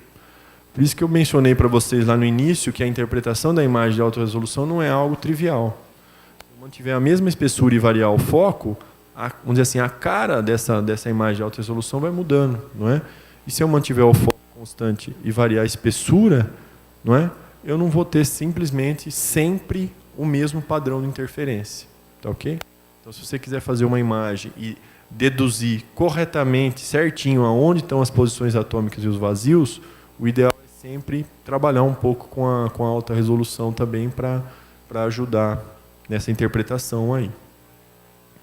Esse aqui é um outro exemplo do que o software pode fazer, o GEMS, com o rutilo, o óxido de titânio, e como que vai variando, pode ver que chega uma hora que uma imagem não tem nada a ver com a outra que você está observando, não é? Você pode obter imagens totalmente diferentes, né, com padrões totalmente diferentes, não é? E todos do mesmo material, só variando espessura e variando o defocus que você está aplicando lá na hora de fazer a imagem, tá ok? E esse software é realmente incrível, né? Que você consegue colocar até as aberrações, simular qual é a vibração que tem da amostra, o drift, né? Ele consegue um nível de detalhe tão bom que chega muito próximo da imagem real mesmo. Bom, eu esqueci de mencionar esse detalhe. Eu falei num dos gráficos, lá num dos slides, que comparando um microscópio 200 kV com Lab 6 com um 200 kV FEG, o FEG é muito melhor, não é? Só que o FEG é um canhão muito coerente, não é? O spread de energia, o ΔE, se ele é 200 kV, 200 mil volts, né? No Lab 6 esse spread é de mais ou menos 4, 5 eletronvolts. Então seria 200 mil volts mais ou menos 4, 5, né? Já para o FEG, esse spread de energia é muito menor. É 200 mil kV mais ou menos 1, ou às vezes até menor que 1. Então, quer dizer, ele é um canhão mais coerente, né? Com informação mais coerente, dá melhor resolução, só que essa coerência acaba resultando num problema, vamos dizer, que é a chamada delocalização. Então, quando você estiver trabalhando com um canhão FEG e imagem de alta resolução, você não pode fazer uma defocalização muito grande, tá? Você vai trabalhar com defocos baixos. Muitas vezes, vamos dizer assim, no Scherzer, mas às vezes mais próximo do foco gaussiano, quer dizer, defocos menores que o Scherzer. Porque dependendo do defocus que você utilizar, você vai ter os planos atômicos aqui numa nanopartícula de ouro, por exemplo, mas você vai ter um reflexo, né, desses planos atômicos aparecendo fora da partícula, né, deslocados, vamos dizer assim, na região que já é o filme de carbono. E planos atômicos não poderiam estar acontecendo no plano de carbono. Desculpa, no filme de carbono, não é? Então esse é um inconveniente do canhão FEG, não é? Ele é tão bom, mas ele acaba provocando esse fenômeno aí da delocalização, então você tem que evitar defocos muito altos, senão os planos cristalinos vão aparecer deslocados, vão aparecer fora da região onde eles deveriam aparecer originalmente, né? Ou só naquela região. Deixa eu ver se tem exemplos aqui, ó. Você tem os planos atômicos aqui e depois eles aparecendo do lado ali de novo, não é? Então não é isso que a gente quer observar. A gente quer observar eles, os planos atômicos, onde eles estão realmente, só naquelas posições, né? Eu vou deixar essa parte aí para o Luciano, que acho que ele vai aprofundar um pouco mais nessa parte aí de correção de aberração esférica, tá ok? É só o efeito de você ter o corretor de aberração esférica ou não no microscópio. E aqui mais um exemplo dessa delocalização, não é? Aqui sem o corretor de aberração esférica e com o corretor de aberração esférica, mas com o efeito da delocalização. Então tem que tomar muito cuidado com o defocus, principalmente num microscópio com canhão FEG, né? Para não ter esse tipo de efeito aí. Aqui seria um bom exemplo, né, de estudo de alta resolução, que é um estudo que o professor Daniel Gart, né, trouxe aqui para o laboratório, ele que foi um dos pioneiros aqui do laboratório, ajudou a criar o laboratório de microscopia eletrônica aqui. Ele fazia os ensaios de tração de nanofios, né, o Jefferson ajudou muito ele a fazer esses ensaios in situ, quer dizer, eles iam filmando o nanofio, não é? Se estendendo, vamos dizer assim, até eles se romperem completamente, né? Como está sendo mostrado aqui. Ok? Então é só para mostrar um bom exemplo aí de que dá para, com experimentos, vamos dizer assim, relativamente simples, que são possíveis de fazer, não é?